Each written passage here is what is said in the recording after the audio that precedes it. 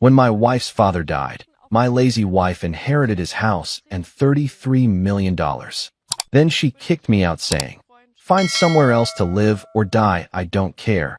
You're useless now." Days later, the lawyer laughed. "Did you even read the will?" My wife went pale because the will said, "You know what they say about death bringing out the worst in people?" Well, they weren't kidding. When my father-in-law Richard Hayes kicked the bucket last month, I figured it would be one of those somber family moments where everyone comes together, shares memories, and maybe learns to appreciate what they've got. Boy, was I living in fantasy land. Richard had been sick for months, pancreatic cancer, the kind that doesn't mess around. I'd spent countless evenings at his bedside, listening to his stories about building his business empire from scratch, watching old war movies with him when Clarissa was too busy to visit. The man had grit, I'll give him that. Came from nothing and built a fortune that would make most lottery winners weep with envy. $33 million, to be exact, plus that ridiculous mansion in the hills that looked like something out of a Hollywood movie. I thought maybe, just maybe, watching her father waste away would teach my wife Clarissa something about loss. See, I'd been through this dance before when both my parents died in a car crash 5 years ago. That grief nearly destroyed me. The kind of soul-crushing pain that makes you question everything you thought you knew about life. Clarissa had been, well, let's just say supportive isn't the word I'd use. More like mildly inconvenienced by my emotional breakdown. But Richard's death? That was supposed to be different. That was supposed to be her wake-up call about mortality and family and all that heavy stuff that makes people reevaluate their priorities. Instead, it was like Christmas morning for a spoiled brat who just discovered Santa left the entire toy store under the tree. The reading of the will was a joke. Clarissa sat there in her designer black dress, probably cost more than most people's monthly rent, with this smug little smile playing at the corners of her mouth. When the lawyer announced she'd inherited everything, the mansion, the money, the whole damn empire, she didn't even try to hide her satisfaction. Just nodded like she'd been expecting it all along. Which, knowing Clarissa, she probably had been. That's when things got really ugly. Within a week, my sweet, loving wife transformed into someone I barely recognized. Gone was the woman I'd married 7 years ago, the one who used to laugh at my stupid jokes and steal French fries off my plate. In her place was this cold, calculating stranger who looked at me like I was something unpleasant she'd stepped in. The mansion became her kingdom, and I was suddenly the court jester who'd outlived his usefulness. She started making suggestions about how I should find my own path, now that she was financially independent. Because apparently, inheriting millions gives you the right to treat your spouse like expired milk. Then came that evening 3 weeks ago. I'll never forget it as long as I live. I was in what used to be our bedroom, folding laundry like some kind of domestic servant, when Clarissa walked in wearing this ice-cold expression that could have frozen hell over. "We need to talk," she said. And brother, those 4 words have never meant anything good in the history of marriage. I looked up from the pile of shirts, trying to read her face. "What's on your mind, babe?"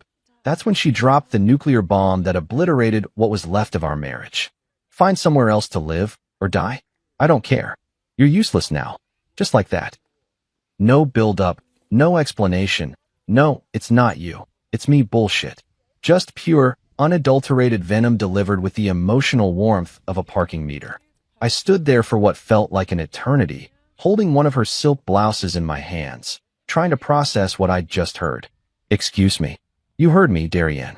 You're dead weight. I don't need you anymore. I have everything I want now, and you're just in the way." The words hit me like a sledgehammer to the chest. This was the woman I'd sacrificed everything for. The woman I'd worked 60-hour weeks to support while she found herself through yoga retreats and expensive hobbies. The woman I'd given up my own dreams for, turning down job opportunities and shelving my ambitions because her needs always came first. "Clarissa, what the hell has gotten into you? We're married. We took vows." "Oh, please." She waved her hand dismissively, like she was shooing away an annoying fly. "Those vows were made when I needed you." Things change. I've changed. My circumstances have changed.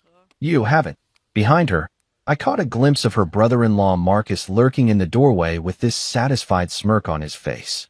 He'd been hanging around more and more since Richard's death, whispering poison in Clarissa's ear about how she deserved better, how she was meant for bigger things.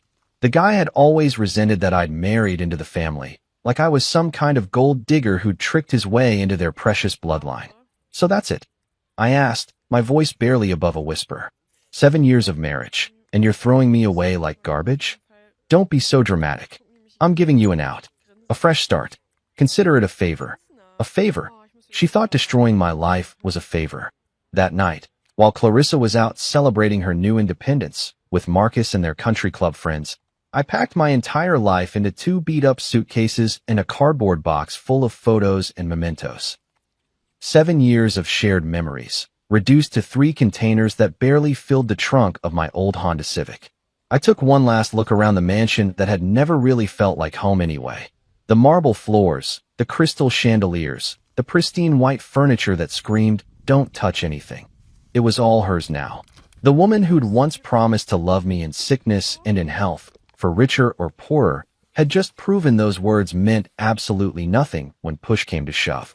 As I loaded my pathetic belongings into the car, I couldn't help but think about all the compromises I'd made, all the pieces of myself I'd given up to make her happy. The promotion I'd turned down because it would have meant relocating. The friends I'd lost touch with because Clarissa didn't approve of them. The hobbies I'd abandoned because they weren't sophisticated enough for her social circle. And for what? To be discarded the moment I was no longer useful? The worst part wasn't even the betrayal.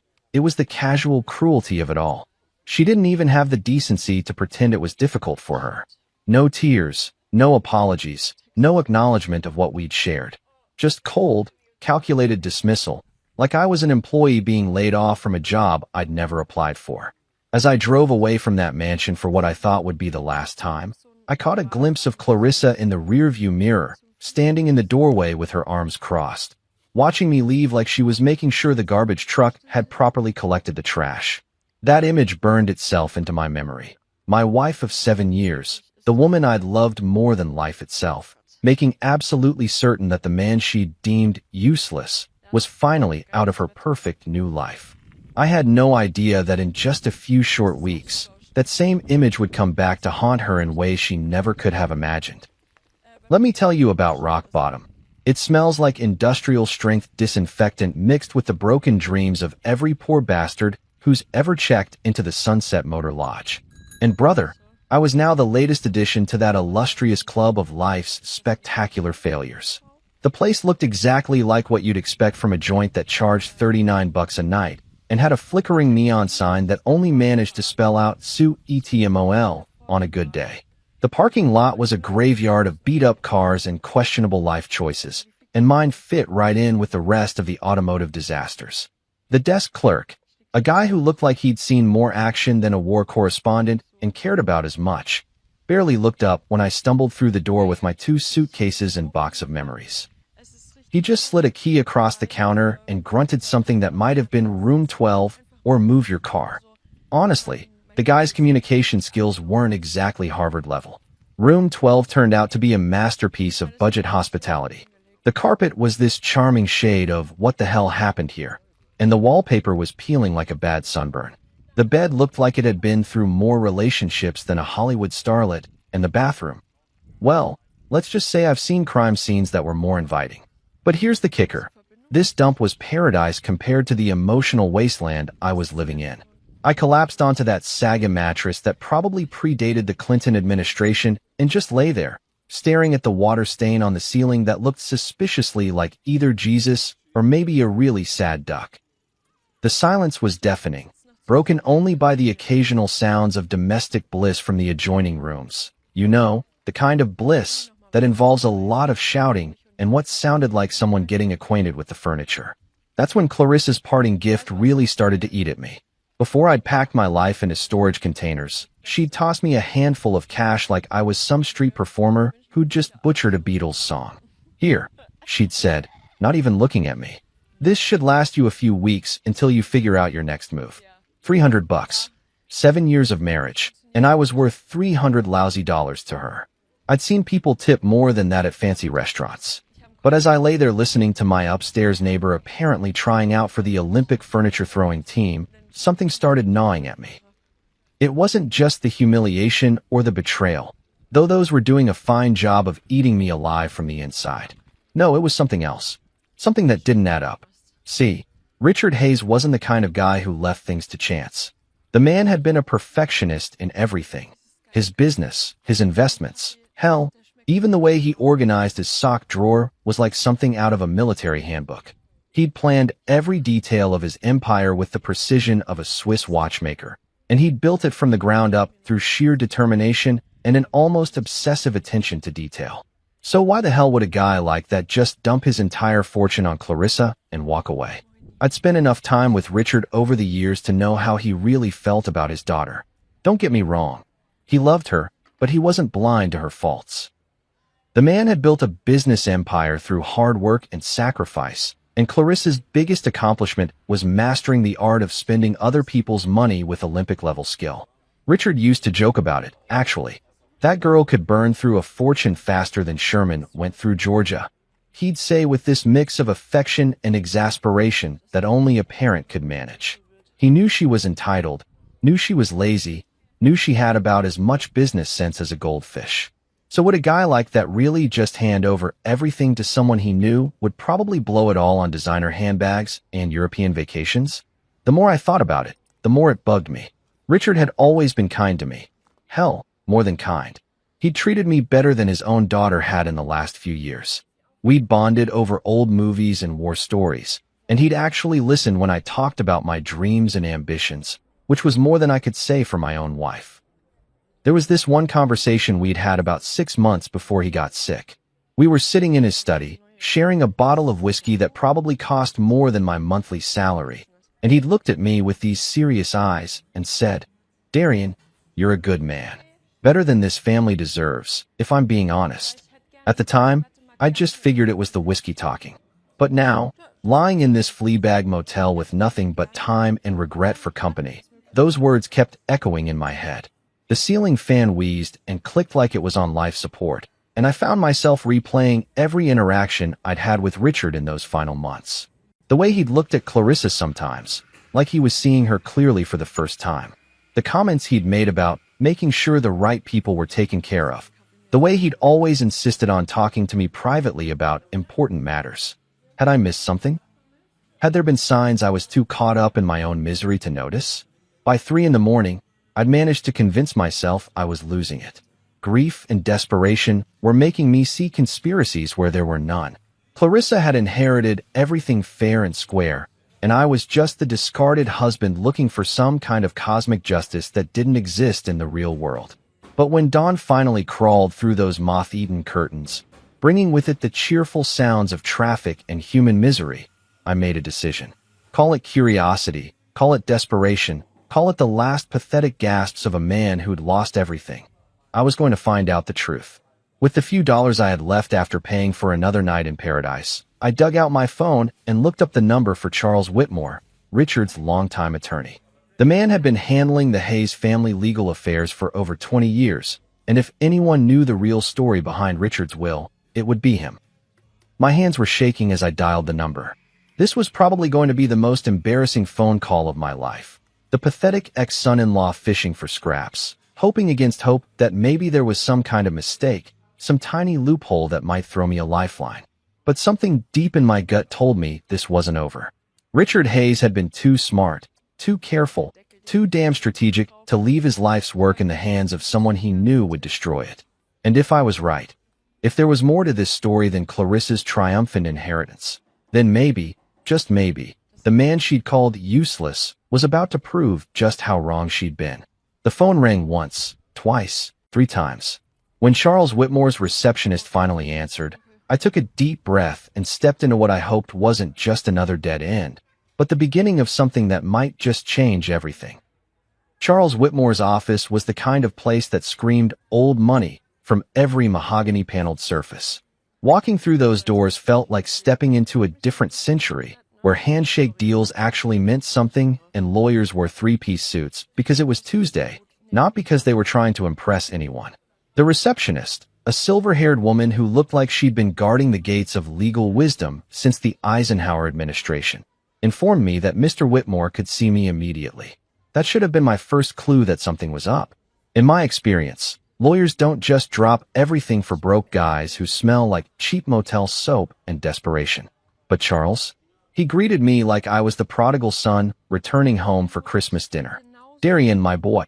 He practically jumped up from behind his massive desk, which was covered in more legal documents than a Supreme Court case. I've been trying to reach you for weeks. Your wife told me you'd left town. I stopped dead in my tracks. She told you what? Said you'd packed up and moved to, where was it? Arizona?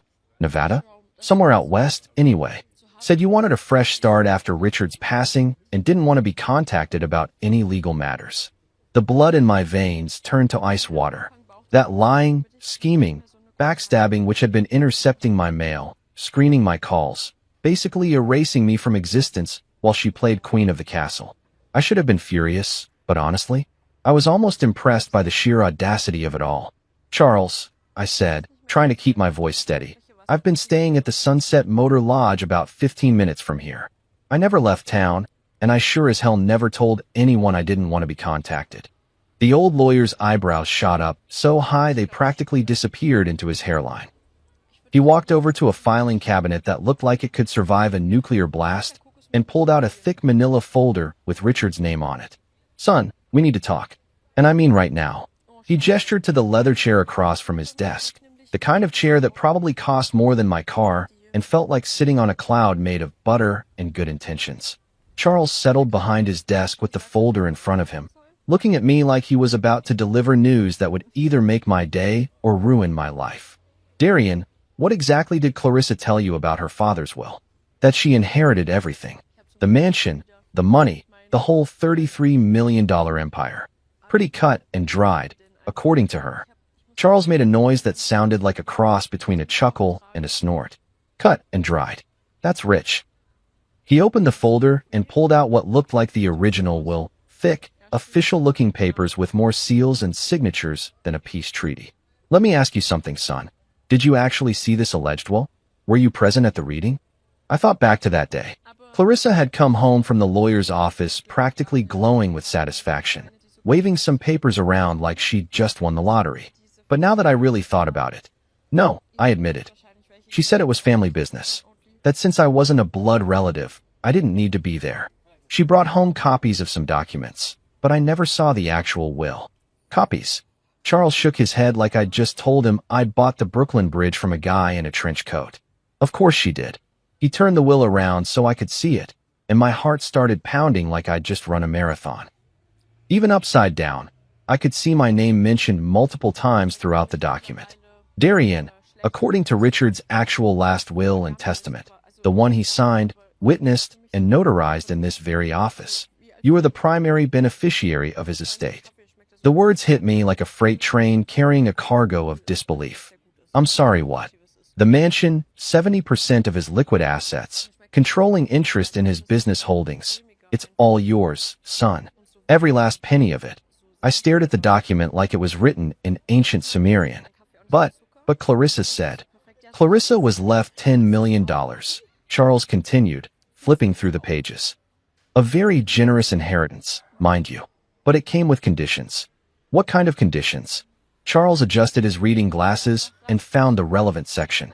The bequest to Clarissa Hayes Morrison is contingent upon her treatment of her husband, Darian Morrison, following Richard's death. Should she fail to honor the bonds of marriage and treat her husband with the respect and dignity he deserves, said bequest shall be null and void, and those assets shall revert to the primary beneficiary. My mouth went dry. You're telling me that by throwing me out like yesterday's garbage, she forfeited her entire inheritance? That's exactly what I'm telling you. Charles leaned back in his chair with something that might have been satisfaction dancing in his eyes. Richard was very specific about this clause. He'd watched his daughter's behavior over the years, seen how she treated you, and he wanted to ensure that his money didn't enable her to become an even worse person than she already was. I felt like I was having an out-of-body experience. This is insane. Why didn't she know about this? Oh, but she did. Charles pulled out another document. A receipt showing that Clarissa had been provided with a complete copy of the will 3 days after the funeral. She received the full, unredacted will. She chose to ignore the conditions, probably thinking they were just her father's way of being dramatic from beyond the grave. So she gambled with $10 million and lost. Spectacularly. Charles couldn't hide his grin anymore. Richard always said his daughter was too arrogant for her own good. Turns out he was right. I sat there in stunned silence, trying to process what I was hearing. The woman who had called me useless, who had thrown me out like I was nothing more than unwanted furniture, had just handed me a fortune through her own cruelty and stupidity. "There's more," Charles said, and I wasn't sure my heart could take any more revelations. "Richard left you a personal message. He recorded it about a week before he died." He pulled out an old-fashioned tape recorder, the kind they probably used during the Nixon administration, and pressed play. Richard's voice filled the room, weak from illness but unmistakably determined. "Darian, if you're hearing this, it means my daughter has shown her true colors. I'm sorry, son.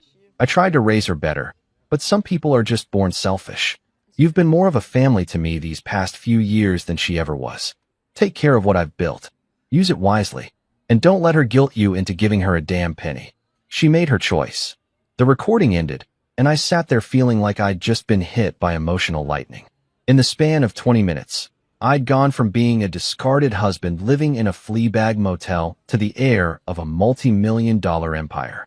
Charles was watching me carefully, probably wondering if I was going to pass out or start laughing maniacally. Honestly, I was considering both options. "So what happens now?" I finally managed to ask. "Now," Charles smiled like a shark who'd just spotted a school of particularly tasty fish. "Now we make this official. We freeze Clarissa's access to any funds she's already touched, transfer everything into your name, and watch as the woman who called you useless realizes just how spectacularly she's screwed herself." For the first time in weeks, I smiled. A real, genuine smile that came from somewhere deep inside my chest. "Charles," I said, "let's get started. You know that feeling when you're about to drop the hammer on someone who absolutely deserves it? That sweet, almost intoxicating moment when karma finally decides to clock in for work after taking the world's longest coffee break?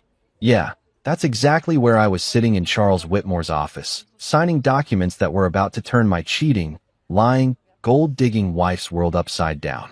"I need you to understand," Charles said, his pen hovering over what looked like enough legal paperwork to choke a horse. "Once we set this in motion, there's no going back. Clarissa will lose access to everything. The accounts, the credit cards, the house, all of it. Are you absolutely certain this is what you want?" I thought about those 3 weeks in the Sunset Motor Lodge, listening to the sounds of other people's broken dreams through paper-thin walls. I thought about Clarissa's ice-cold eyes when she told me to find somewhere else to live or die. I thought about the casual cruelty with which she'd discarded 7 years of marriage like it was a subscription she didn't want anymore. "Charles," I said, putting pen to paper, "I've never been more sure of anything in my life." The first domino fell within an hour. Charles had this network of contacts that would make the CIA jealous, and he put every one of them to work. Bank accounts were frozen faster than a Minnesota lake in January. Credit cards were canceled with the efficiency of a Swiss train schedule. The utilities at the mansion, electricity, gas, water, internet, even the fancy security system, were all transferred back into my name by close of business. But the real kicker was Rosa Delgado. Rosa was a private investigator who looked like she could bench press a Buick and had a reputation for finding dirt on people that would make a tabloid journalist weep with envy. Charles had worked with her on dozens of cases over the years, and when he called her about investigating the forged documents Clarissa had been waving around, she was practically salivating over the phone. "Honey," she told me during our brief introduction, "I've seen some grade-A scumbags in my time, but a woman who forges her dead daddies will to screw over her husband? That's a special kind of evil. This is going to be fun." By 5 o'clock that afternoon, Rosa had already uncovered enough evidence to sink Clarissa's little fraud scheme deeper than the Titanic. Turns out my dear wife had paid some 2-bit document forger named Jimmy the font Castellano to create a fake while using letterhead stolen from Charles's office. The guy apparently specialized in fake IDs for college kids, but Clarissa had convinced him to branch out into high-end document fraud for the low price of $50,000. The beautiful irony? She'd paid him with money from Richard's accounts, money that, according to the real will, she never had legal access to in the first place. It was like watching someone rob a bank with a gun they'd stolen from the same bank. While Rosa was busy building a case that would make the DA's office Christmas dreams come true, I decided to take a little drive. After 3 weeks of feeling like the world's biggest loser, I figured it was time to remind myself what winning felt like. I pulled up to the mansion just as the sun was setting, casting long shadows across the perfectly manicured lawn that probably cost more to maintain than most people's annual salaries. The house looked different somehow, smaller, less intimidating. Maybe that's what happens when you realize you actually own something instead of just visiting it. The front door was locked, but Charles had given me the new keys along with a smug little smile that suggested he'd been planning this moment for weeks. I let myself in like I owned the place, which, according to a stack of legal documents, I actually did. The sound of my footsteps echoed through the marble foyer, and I couldn't help but grin. 3 weeks ago, I'd been sneaking around this place like a guest who'd overstayed his welcome. Now I was home. That's when I heard it. The unmistakable sound of Clarissa having a complete and total meltdown in the kitchen. What do you mean the card was declined? That's impossible. I have millions in that account. I followed the sound of her voice, finding her standing next to the granite kitchen island with her phone pressed to her ear and her face red with the kind of fury that usually precedes someone getting slapped with a restraining order. Yes, I'll hold. She snapped at whatever poor customer service representative had drawn the short straw. She was wearing one of her designer outfits, the kind that cost more than most people's cars, but her usual perfect composure was cracking like cheap paint. That's when she noticed me standing in the doorway, and her face went through more color changes than a mood ring in a lightning storm. Darien. Her voice was small, confused, like she was seeing a ghost. What are you doing here? I live here, I said, pulling out the keys and jingling them just to watch her face contort with confusion. Remember? This is my house. Your house? What the hell are you talking about? I inherited. You inherited jack shit, Clarissa.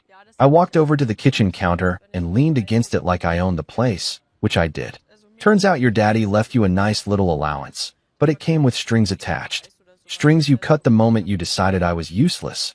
Her phone was still connected to customer service, and I could hear a tinny voice asking if she was still there. She hung up with the kind of violence usually reserved for fly swatters and tennis rackets. That's impossible. I read the will. Everything was left to me. You read a forgery, sweetheart. A really expensive, really illegal forgery that's about to land you in more trouble than a turkey at Thanksgiving dinner. The color drained from her face like someone had pulled a plug. You're lying. Am I? Check your credit cards again. Try to access your bank accounts. Hell, try to turn on the lights when it gets dark. See what happens when the electric company doesn't get paid. As if on cue, her phone started ringing. The caller ID showed her personal banker's name, and she answered it with the kind of desperation you usually see in disaster movies. Richard, thank God you called. There's been some terrible mistake with my accounts. What? Frozen? What do you mean frozen? I watched her face cycle through the 5 stages of grief and fast forward. Denial, anger, bargaining, depression, and finally, a kind of stunned acceptance that suggested her brain was finally catching up to reality. But I'm Richard Hayes's daughter. I inherited. What do you mean I need to speak to my lawyer? She hung up and stared at me like I'd just grown a second head. For the first time since I'd known her, Clarissa was completely, utterly speechless. Here's the thing, babe, I said, savoring every word like fine wine. Your father knew exactly what kind of person you were. He left you $10 million, more money than most people see in 10 lifetimes, but only if you could manage to treat your husband like a human being for 5 minutes. You couldn't even do that. Her phone rang again, then again, and again. Every bank, every credit card company, every financial institution she'd been bleeding dry was suddenly very interested in having a conversation about her account status. I headed toward the door, then stopped and turned back to her. She was still standing there in shock, her phone buzzing with the sound of her entire financial world imploding. Oh, and Clarissa? I said, my hand on the doorknob. You might want to call a lawyer. A good one. Because forgery and fraud are felonies. And I hear orange really isn't your color. As I walked out of what was now officially my house, I could hear her screaming my name behind me. But for the first time in weeks, the sound of Clarissa's voice didn't fill me with dread. It sounded like music. 2 days. That's how long it took for Clarissa's carefully constructed world of luxury and entitlement to come crashing down like a house of cards in a hurricane. And let me tell you, watching it happen was better than Christmas morning, the Super Bowl, and finding $20 in an old jacket pocket all rolled into one beautiful, karma-soaked package. I'd been staying at a decent hotel downtown. Nothing fancy, but a hell of an upgrade from the Sunset Motor Lodge and its symphony of human misery. Charles had advanced me some funds from the estate, enough to get a room with actual hot water and a bed that didn't feel like it was stuffed with broken dreams and regret. The irony wasn't lost on me that I was using Clarissa's inheritance money to pay for my temporary accommodations. My phone had been ringing non-stop since the financial apocalypse began. Clarissa, her mother Eleanor, her worthless brother-in-law Marcus, even some of her country club friends. They were all calling with increasingly frantic messages that ranged from confused to desperate to downright threatening. I'd listened to a few of them just for the entertainment value, but mostly I just let them pile up like snow in a blizzard. The best one was from Clarissa herself, left at 2:30 in the morning on day one. Darian, there's some kind of horrible mistake. Daddy left everything to me, not you. You can't seriously believe that senile old lawyer over your own wife. Call me back immediately. We need to fix this before it gets out of hand. By day 2, the tone had shifted considerably. Darian, please, you have to stop this insanity. I'm still your wife, for God's sake. Whatever Charles Whitmore told you, it's wrong. Daddy would never do this to me. He loved me. I was his little girl. That one actually made me laugh out loud. Richard's little girl, who couldn't be bothered to visit him during his final months unless she needed something. But I wasn't ready to face her yet. I needed time to process everything, to wrap my head around the fact that I'd gone from motel-dwelling reject to multimillionaire in the span of 48 hours. So I took a little vacation from reality, ordering room service and watching pay-per-view movies while Rosa Delgado and Charles Whitmore systematically dismantled every aspect of Clarissa's fraudulent little empire. Rosa called me with updates that were better than any soap opera. Your wife tried to withdraw cash from 3 different ATMs yesterday, she told me with obvious glee in her voice. When that didn't work, she went into the bank and made such a scene that they had to call security. Apparently, she demanded to speak to the president of the bank and accused them of conspiring against her. Please tell me someone got that on video. Honey, this is the digital age. Everything's on video. I've got enough footage to make a reality show called When Rich Girls Go Broke. Charles had been busy too, filing all the necessary paperwork to make the inheritance transfer official and working with the district attorney's office to build a fraud case against Clarissa that would make Al Capone's tax evasion charges look like a parking ticket. The beautiful thing about your wife, he told me during one of our daily check-ins, is that she's been so arrogant about this whole scheme that she left a paper trail a blind man could follow. She paid the forger with a check, for crying out loud. A check from Richard's account. But by the morning of day 3, I decided it was time to go home. Not to visit, not to negotiate, not to see if we could work things out like some kind of delusional marriage counselor might suggest. I was going home to claim what was rightfully mine and to look my lying, cheating, fraud-committing wife in the eye while I did it. The mansion looked different in the morning light, less intimidating, more like what it actually was, my house. I used my key to walk through the front door like I owned the place, which I did, and found Clarissa exactly where I expected her to be, in the living room, surrounded by empty wine bottles and tissues, looking like the aftermath of a very exclusive natural disaster. She'd clearly been crying for hours, maybe days. Her usually perfect hair looked like she'd been through a blender, her designer makeup was streaked down her face like war paint, and she was wearing the same clothes from 2 days ago, which for Clarissa was like showing up to church in a bikini. When she saw me, she practically launched herself off the couch with the kind of desperate energy you usually see in zombie movies. Darian, thank God you're here. I've been trying to reach you for days. There's been this terrible mistake, and we need to fix it right now before everything gets completely out of control. I stayed by the doorway, keeping a safe distance between myself and the woman who was quickly transforming from ice queen to hot mess. There's no mistake, Clarissa. Everything's working exactly the way it's supposed to. No, she said, shaking her head like she could will reality to change through sheer stubbornness. Daddy left everything to me. I'm his daughter, his blood. You were just married into the family. Just married into the family. I repeated, letting the words hang in the air like smoke from a house fire. Is that what I was to you? Just some outsider who happened to put a ring on your finger? That's not what I meant. But her eyes said otherwise. I meant that, legally speaking, blood relations usually get screwed over by their own greed. I finished for her. Your father knew exactly what kind of person you were, Clarissa. He gave you a choice. Treat your husband with basic human decency and inherit $10 million. Or be the selfish, cruel person you've always been and get nothing. You chose nothing. That's when she tried a different approach. The waterworks kicked into high gear, and suddenly she was the grieving daughter who'd just lost her father and couldn't understand how the world could be so cruel to her. I'm still your wife, she whispered, moving closer with those big, tear-filled eyes that had probably gotten her out of trouble since she was 5 years old. We took vows, Darien, for better or worse, remember? In sickness and in health. I remember, I said, pulling out my phone and opening the voice recording app. I also remember you telling me to find somewhere else to live or die because I was useless. Would you like to hear it again? I pressed play, and her own voice filled the room with all the warmth and compassion of a glacier. Find somewhere else to live or die. I don't care. You're useless now. The sound of her own cruelty playing back to her was like watching someone get slapped by their own reflection. She stood there frozen, listening to herself destroy our marriage with surgical precision. That wasn't. I was upset. I wasn't thinking clearly. You can't judge our entire marriage based on one moment. I laughed, and it wasn't a pleasant sound.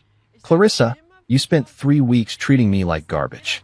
You told everyone I'd left town so they wouldn't contact me about legal matters. You forged legal documents and committed fraud. This wasn't one moment. This was who you really are when you thought you held all the cards. That's when I pulled out the recording device Charles had given me, the one with Richard's message. I set it on the coffee table between us like I was placing evidence at a crime scene. Your father left you something else besides that inheritance you threw away, I said, pressing play. Richard's voice filled the room, weak from illness but strong in conviction. Darien, if you're hearing this, it means my daughter has shown her true colors. I'm sorry, son. I tried to raise her better, but some people are just born selfish. You've been more of a family to me these past few years than she ever was. Clarissa collapsed back onto the couch like someone had cut her strings. The sound of her father's disappointment, his clear preference for me over her, hit her harder than any legal document ever could. He can't have meant that, she whispered. He was sick. He wasn't thinking clearly.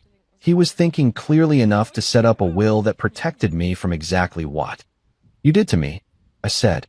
He knew you'd show your true colors the moment you thought you had power over me. And you did exactly what he expected. For the first time in our entire marriage, I was the one in control. I was the one with the power, the money, the upper hand. And Clarissa, the woman who had called me useless and thrown me away like garbage, was the one begging. It was the sweetest feeling I'd ever experienced. Just when I thought the circus couldn't get any more entertaining, the ringmaster herself decided to make a grand entrance. Eleanor Hayes, Clarissa's mother and the undisputed queen of looking down her nose at people she considered beneath her social status, showed up at my front door like some kind of well-dressed avenging angel with a Chanel purse and enough jewelry to fund a small country's defense budget. I was in Richard's old study, my study now, going through some of his business files when I heard the commotion downstairs. Actually, commotion might be putting it mildly. It sounded more like someone was trying to stage a hostile takeover of my foyer, complete with shouting, dramatic gestures, and what I could only assume were threats involving expensive lawyers and social ruin. Where is he? Eleanor's voice carried through the mansion like she was addressing the Roman Senate. Where is that opportunistic little weasel who's trying to steal my daughter's birthright? Charming. Always nice to know what your in-laws really think of you. I made my way downstairs to find Eleanor standing in the middle of the living room like she was posing for a portrait entitled Rich Woman Having a Meltdown. She was wearing one of those outfits that screams, I have more money than God, and I want everyone to know it. A designer suit that probably cost more than most people's cars, pearls that looked like they could choke a horse, and enough diamonds to blind a small aircraft. Clarissa was hovering nearby, looking like a scolded child who'd called mommy to fix her problems. Which, let's face it, was exactly what had happened. Ah, Eleanor, I said, walking into my own living room like I belonged there, which I did. What a pleasant surprise. To what do I owe this visit? She turned to face me with the kind of look that could freeze hell over, her perfectly made-up face twisted into an expression of pure disdain. You know exactly why I'm here, you little gold-digging parasite. Parasite, I laughed, settling into Richard's favorite armchair, my favorite armchair now. That's rich, coming from a woman whose entire family has been living off Richard's money for the past 30 years. Her face went through more color changes than a sunset, but she managed to compose herself with the kind of self-control that only comes from decades of practice at being condescending to people she considers inferior. Let's skip the pleasantries, shall we? She reached into her purse and pulled out a checkbook that looked like it had seen more action than a war correspondent. I'm prepared to make you a very generous offer to resolve this. Misunderstanding. Misunderstanding? I raised an eyebrow. Is that what we're calling fraud now? How very upper class of you. She ignored my comment and started writing out a check with the kind of flourish usually reserved for signing peace treaties. $2 million, she announced, tearing off the check and holding it up like it was the Holy Grail. More money than you've ever seen in your pathetic little life. Take it, sign whatever papers need to be signed to return my daughter's inheritance, and disappear from our lives forever. I stared at the check, then at Eleanor, then back at the check. The woman was serious. She actually thought she could buy me off like some kind of discount hitman. $2 million, I repeated slowly, like I was savoring each word. That's your opening offer?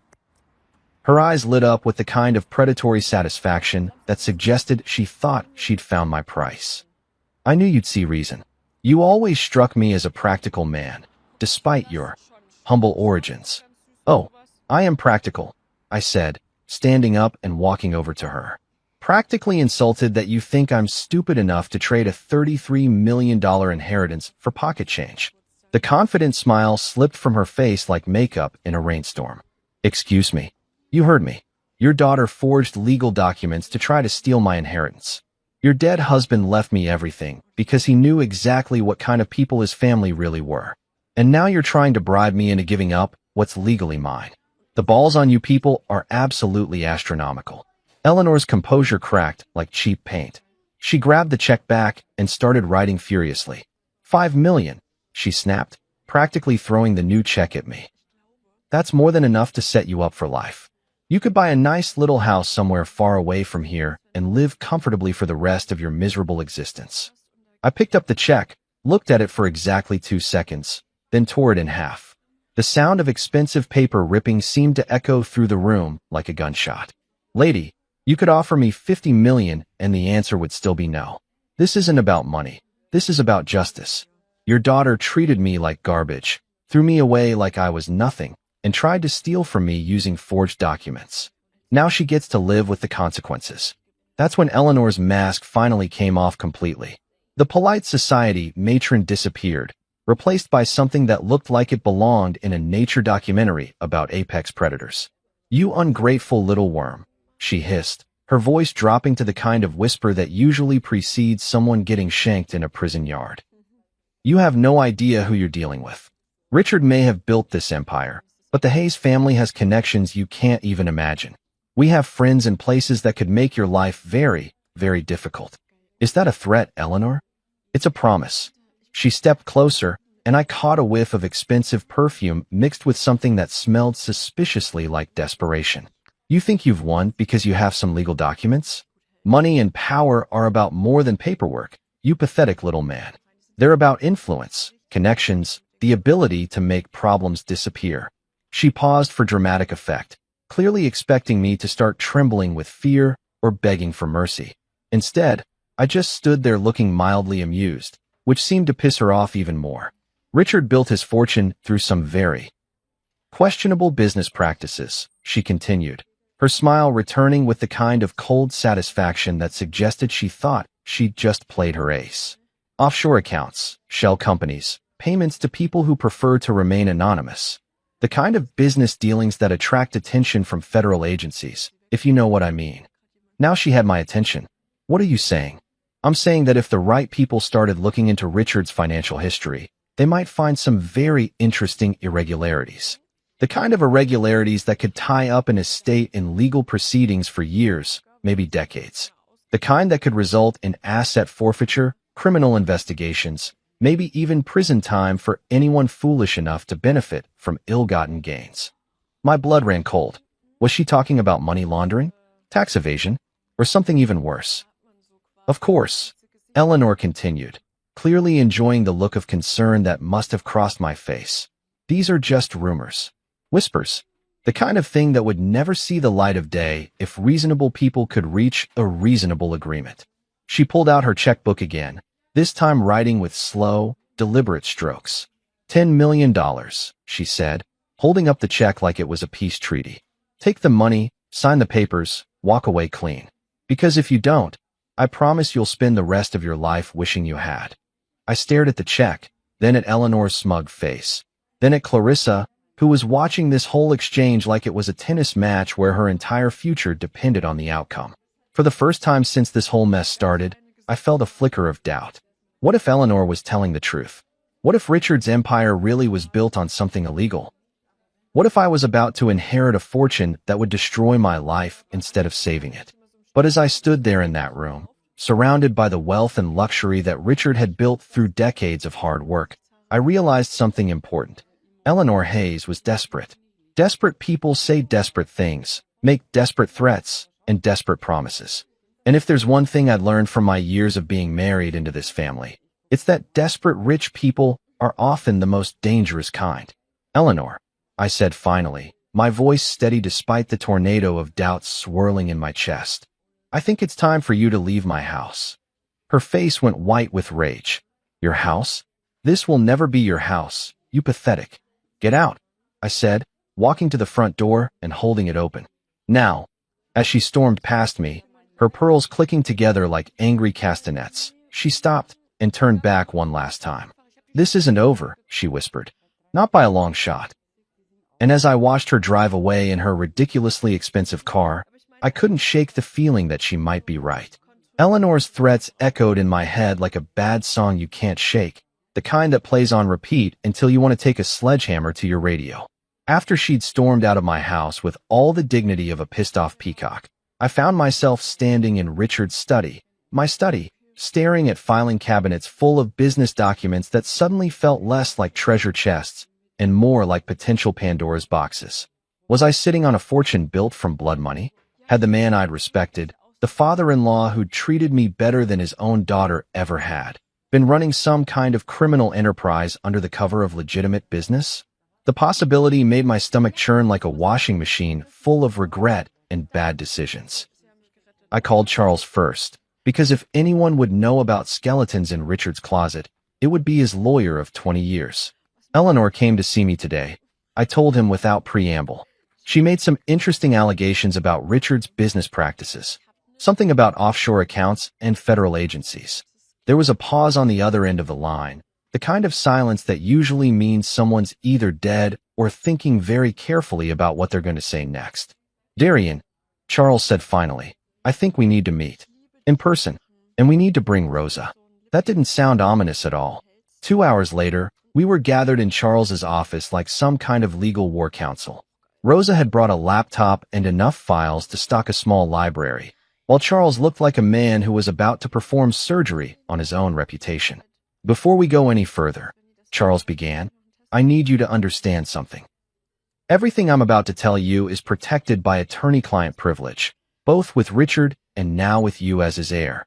But Eleanor isn't entirely wrong. My heart sank faster than the Titanic in an ice storm. So Richard was dirty? Not dirty, Rosa interjected, pulling up what looked like bank records on her laptop. More like creatively accounting for his civic responsibilities. What the hell does that mean? Charles leaned back in his chair and rubbed his temples like he was trying to massage away a decades-old headache. It means Richard was very, very good at finding legal ways to avoid paying taxes. Offshore shell companies, creative consulting contracts, payments to entities that existed primarily on paper. Nothing illegal, mind you, but definitely operating in the gray areas of financial law. Rosa turned her laptop around so I could see the screen. It showed a web of interconnected companies with names like Hayes International Consulting and Meridian Holdings LLC and Apex Strategic Solutions.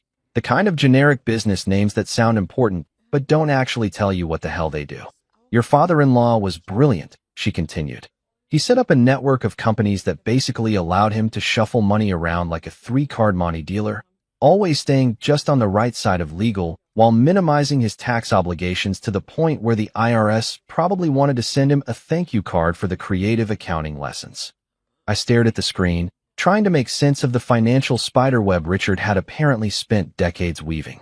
So this is all legal? Technically? Yes, Charles said. Ethically questionable? Absolutely.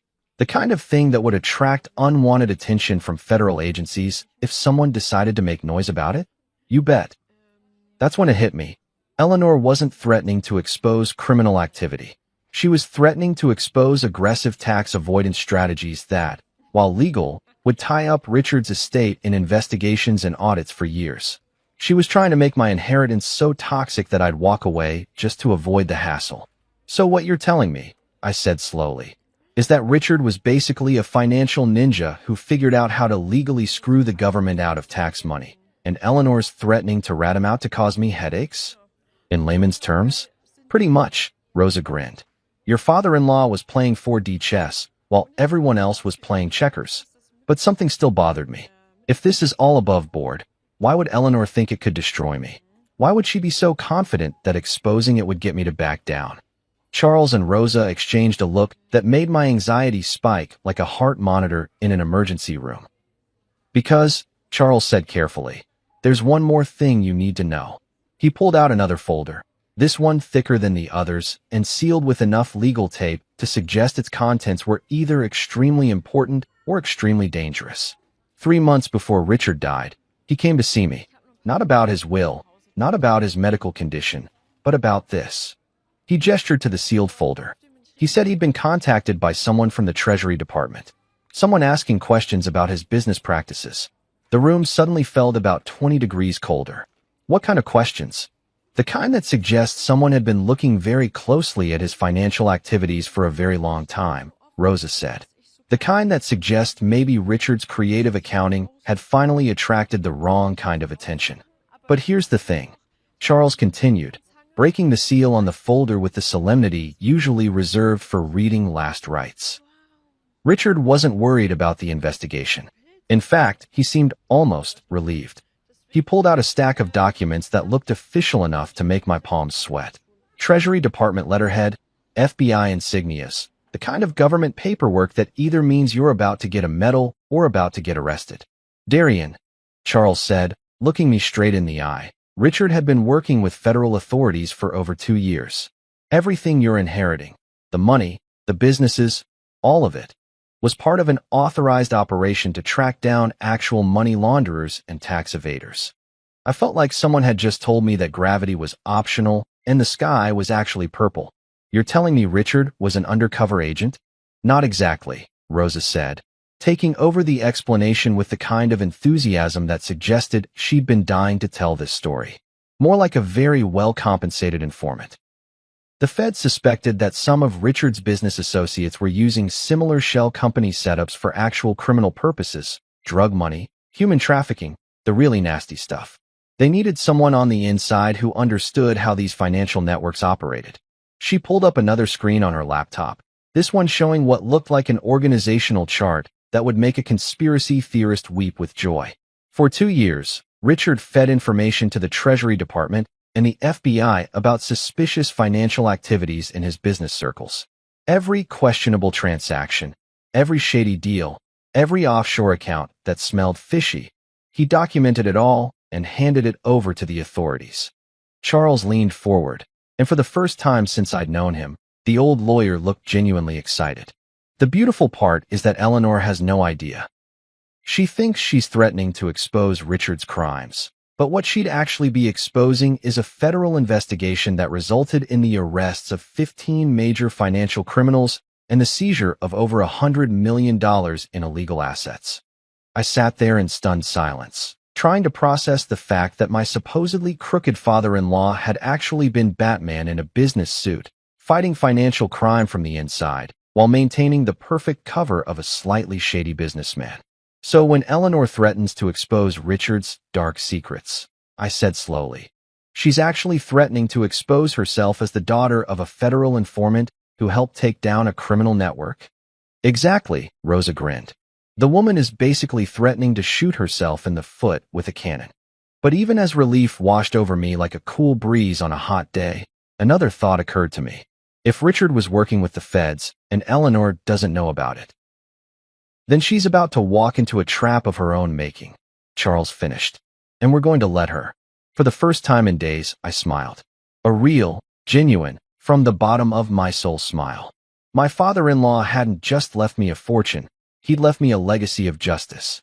And his family was about to learn that some games are rigged from the start. You know what they say about the best-laid plans of mice and men?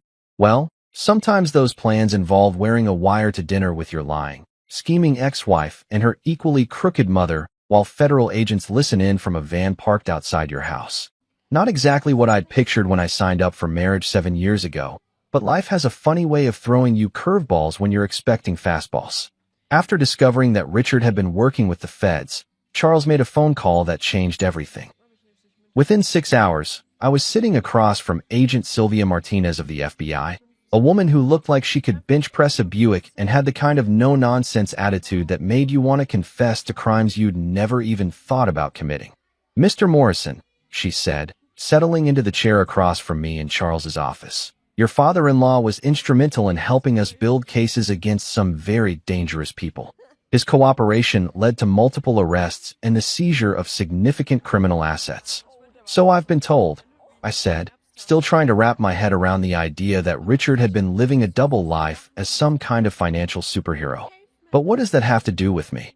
Agent Martinez smiled, and it was the kind of smile that usually preceded someone having a very bad day. Your wife and mother-in-law are about to make a very big mistake. They're going to try to blackmail you with information about Richard's business dealings, not knowing that everything they think they know about him is exactly what we wanted his criminal associates to believe. She pulled out a small device that looked like something out of a spy movie, the kind of wire that probably cost more than my old car and was about as sophisticated as a NASA satellite. We'd like you to wear this during your next conversation with them. Let them make their threats. Let them try to extort you. Let them dig themselves deeper into a hole they don't even know they're standing in. I stared at the device like it might bite me. You want me to set up my own wife? Mr. Morrison, your wife forged legal documents, committed fraud, and is now attempting to extort money from you using false information about federal investigations. She set herself up. We're just giving her enough rope to hang herself with. Charles leaned forward, his eyes twinkling with the kind of mischief that suggested he'd been looking forward to this moment for years. Darian, think about it. Clarissa threw you away like garbage when she thought she had all the power. Now she's about to discover what real power looks like.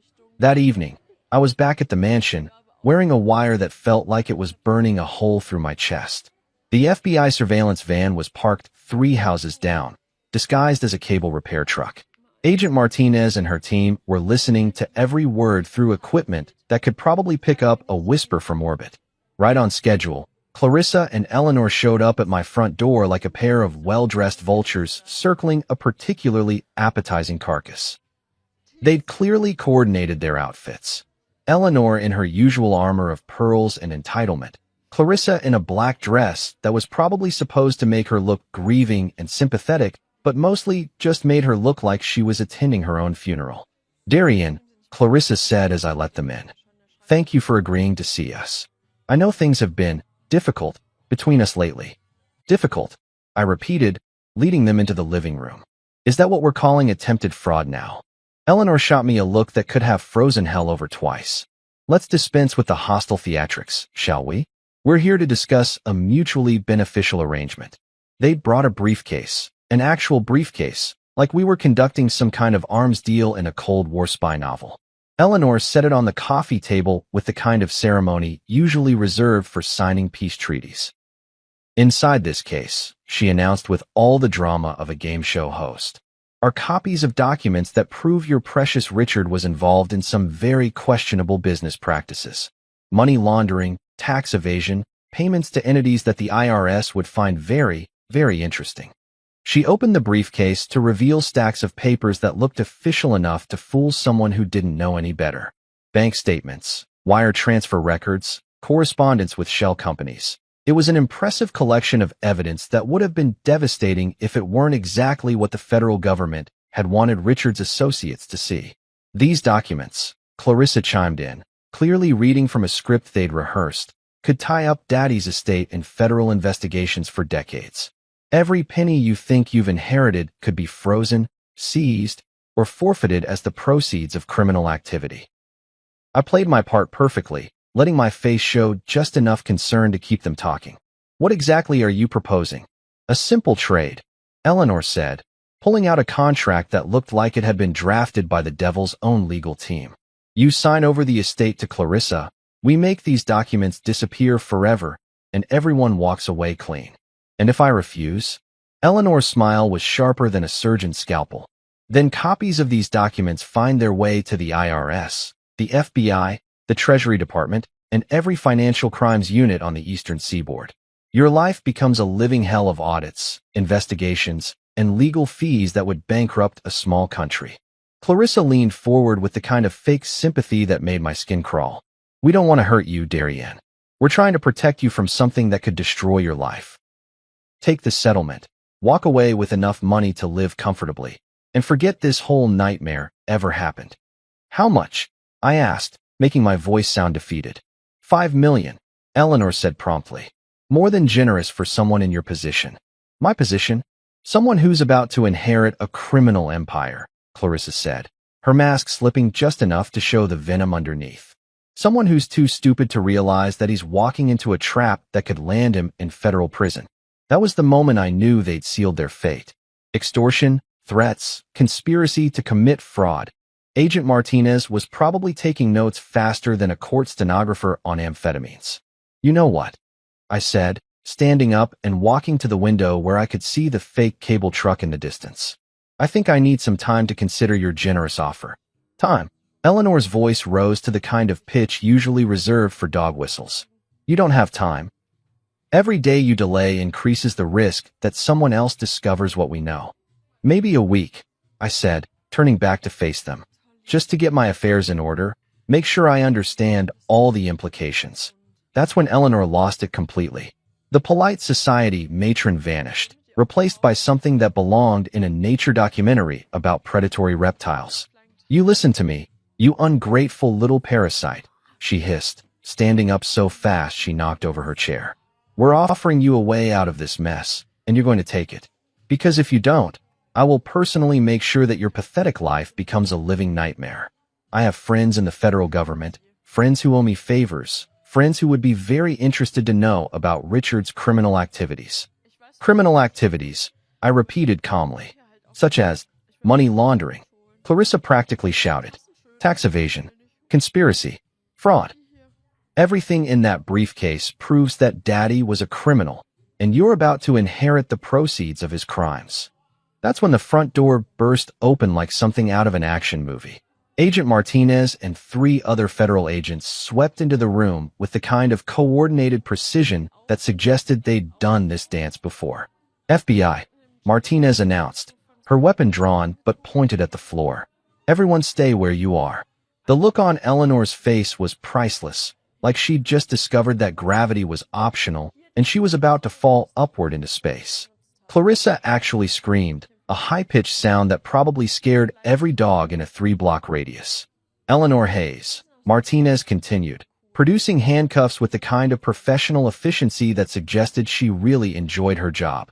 You're under arrest for attempted extortion, conspiracy to commit fraud, and obstruction of a federal investigation. Obstruction? Eleanor sputtered as the cuffs clicked into place. What federal investigation? The one your husband was helping us conduct for the past 2 years, Martinez replied with obvious satisfaction. The one that resulted in multiple arrests and significant asset seizures. The one you just tried to blackmail his heir about.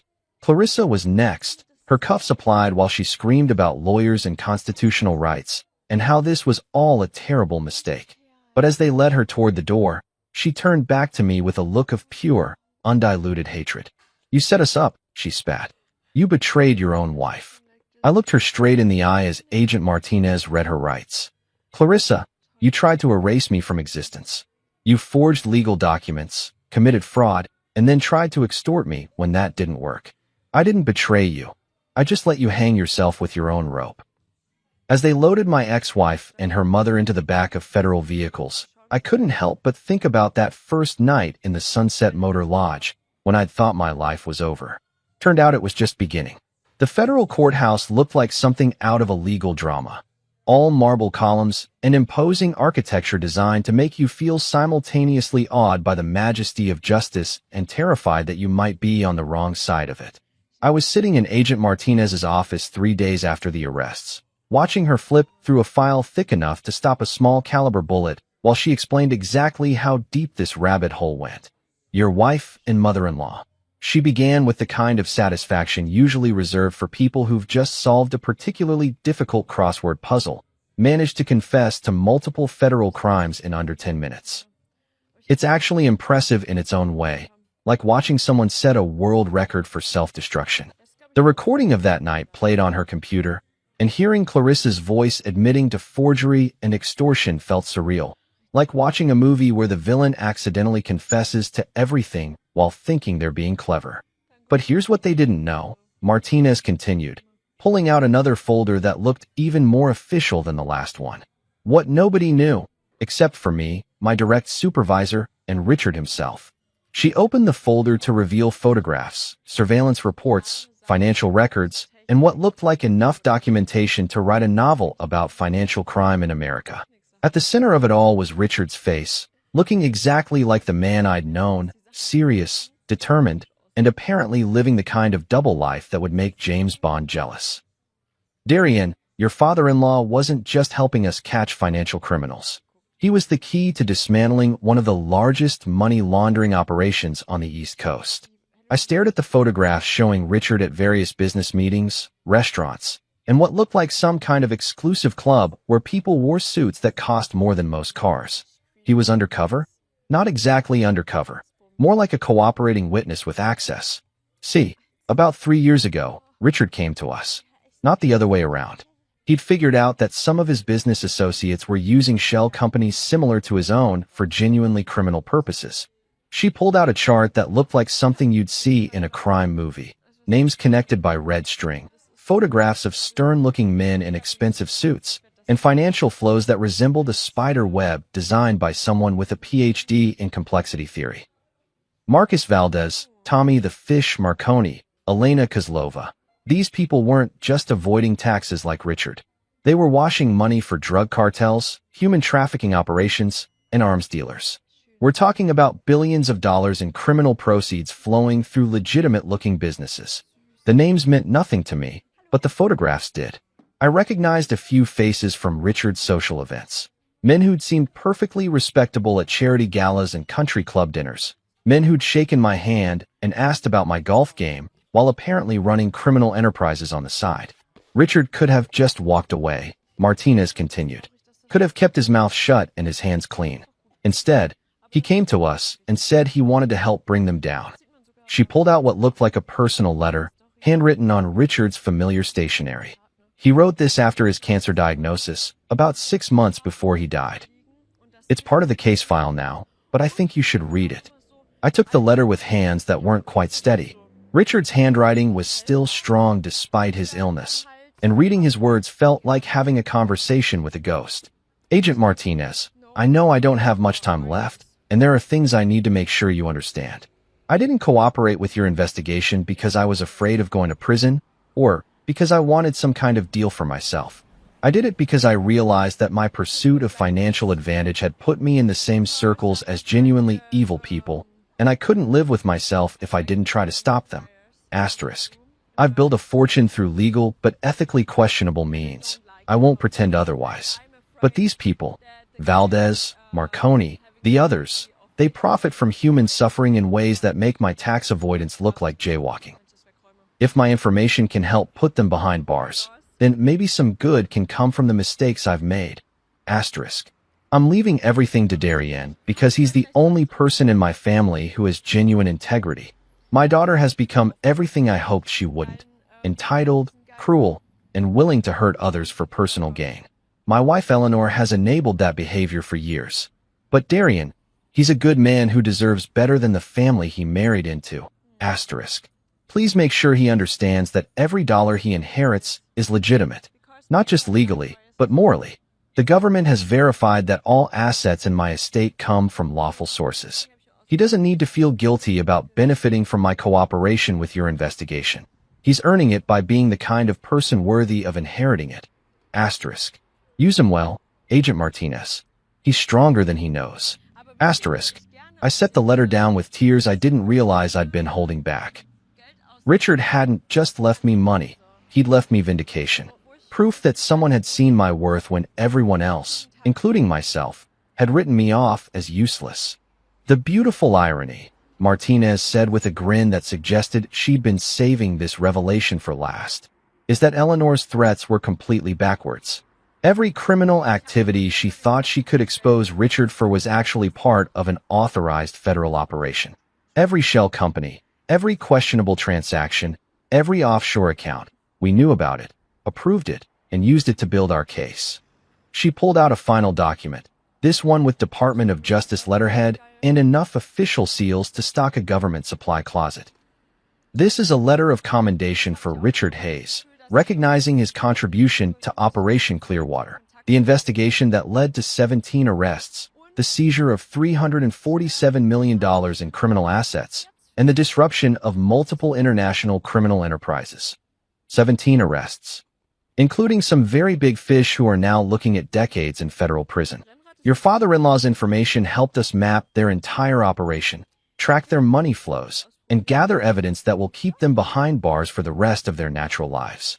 I thought about Clarissa and Eleanor, sitting in federal detention right now, probably still convinced they'd been the victims of some elaborate conspiracy. The irony was delicious. They tried to blackmail me with evidence of Richard's supposed crimes, not realizing they were actually threatening to expose their own ignorance about a federal investigation that had already concluded successfully. So when Eleanor said she had friends in the federal government who would be interested in Richard's activities, she was technically correct. Martinez laughed. We were very interested in his activities. Interested enough to give him a commendation and authorize payment of $2.3 million in consulting fees for his cooperation. My head snapped up. Payment. Cooperating witnesses in financial crimes cases receive compensation for their assistance, especially when that assistance leads to significant asset seizures.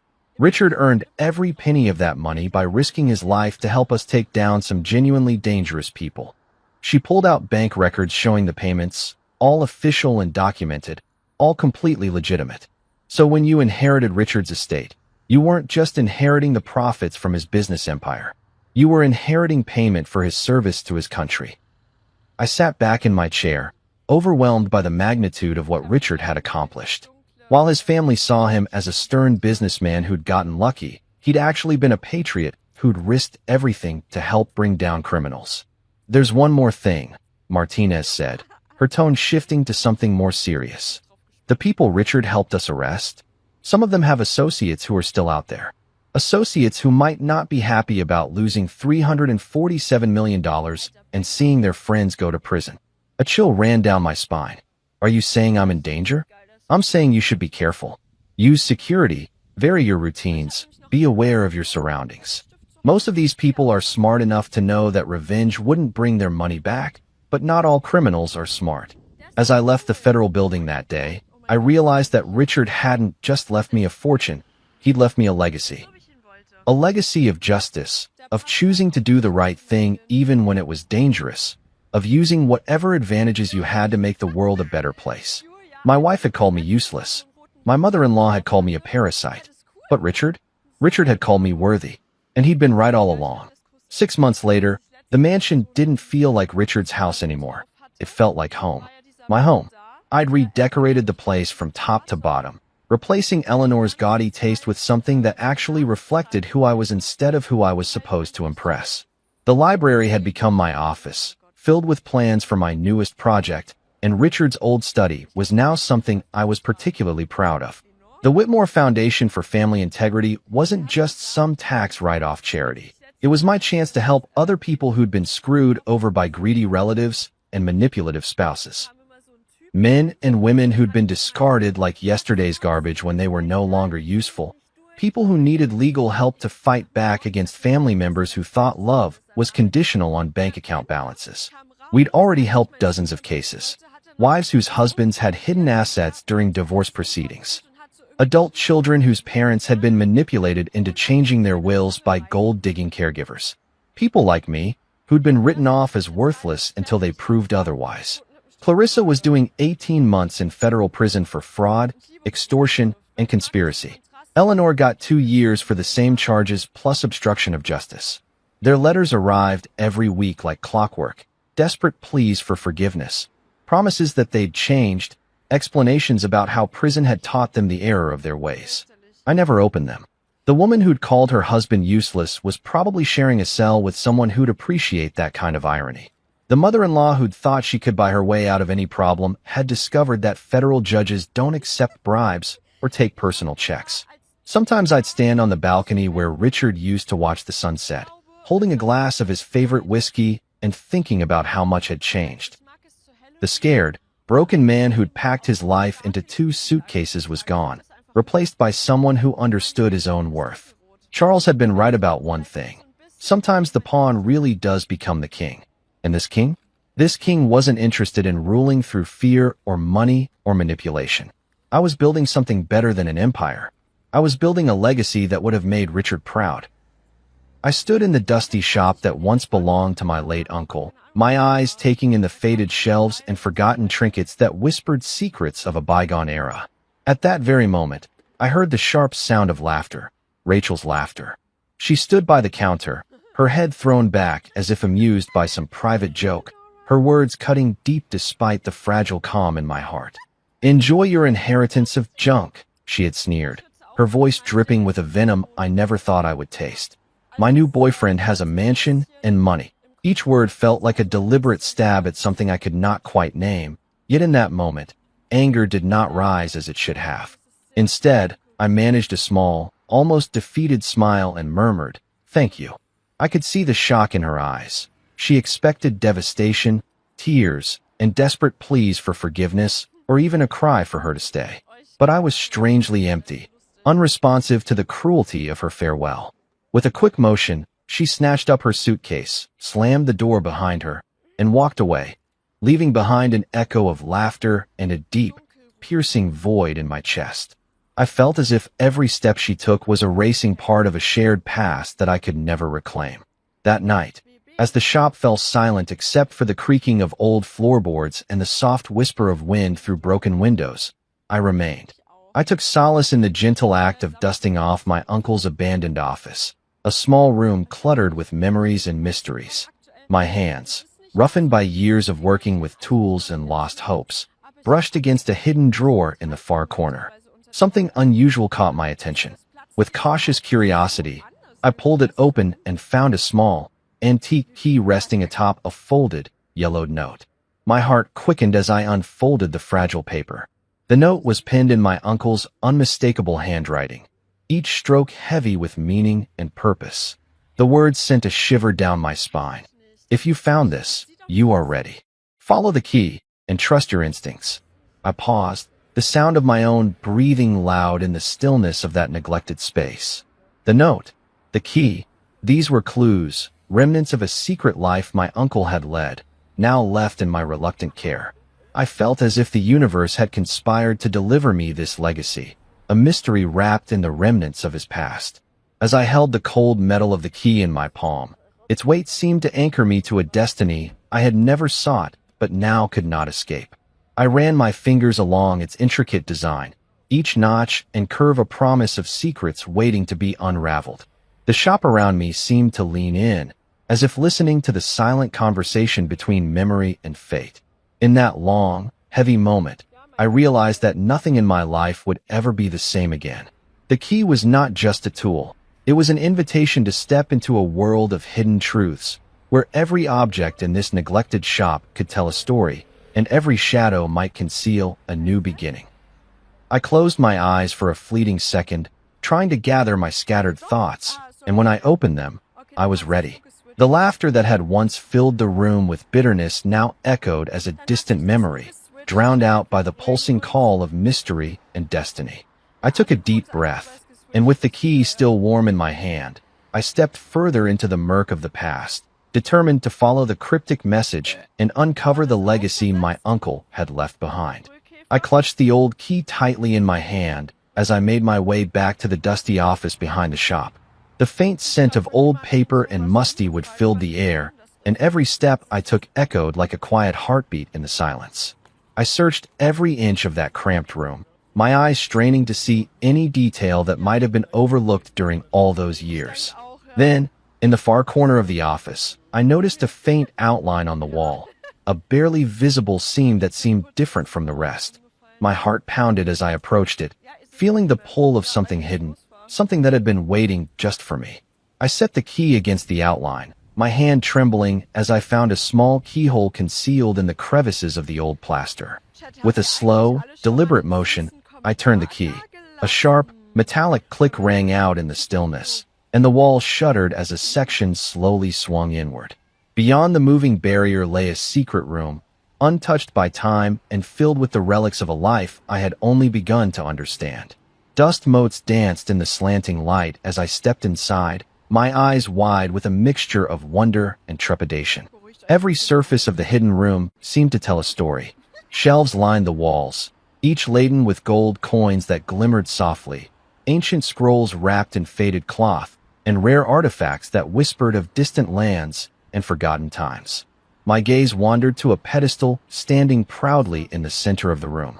Resting atop, it was an ornate box covered in strange symbols, its intricate designs inviting me to uncover its secrets. I felt as though I had been pulled into a mystery much larger than I could have ever imagined. Drawn by an irresistible urge, I reached out and ran my fingers along the cold surface of the box. As I did, I discovered a hidden compartment beneath it. There, almost as if it were placed there deliberately, lay an old leather-bound journal. The pages inside were filled with the familiar handwriting of my uncle, each word etched with care and hidden meaning. I flipped through the pages slowly, reading every line as if it were a letter meant only for me. The journal was more than just a record of his thoughts. It was a map, a guide, and a warning all rolled into one. Each entry deepened the mystery, making my pulse quicken with anticipation. My eyes stopped at the very last page where, in bold, almost desperate handwriting, were 6 words that made my stomach churn. You must find the heart's pieces. In that moment, every puzzle piece began to fall into place. My uncle had not simply been collecting old relics. He had been chasing something extraordinary, a legacy hidden in the folds of time and steeped in danger. The secret room, the artifacts, the ornate box, and now this journal. All of it pointed to a journey that would take me far beyond the quiet confines of our old shop. I stood in the dim light, feeling the weight of destiny on my shoulders.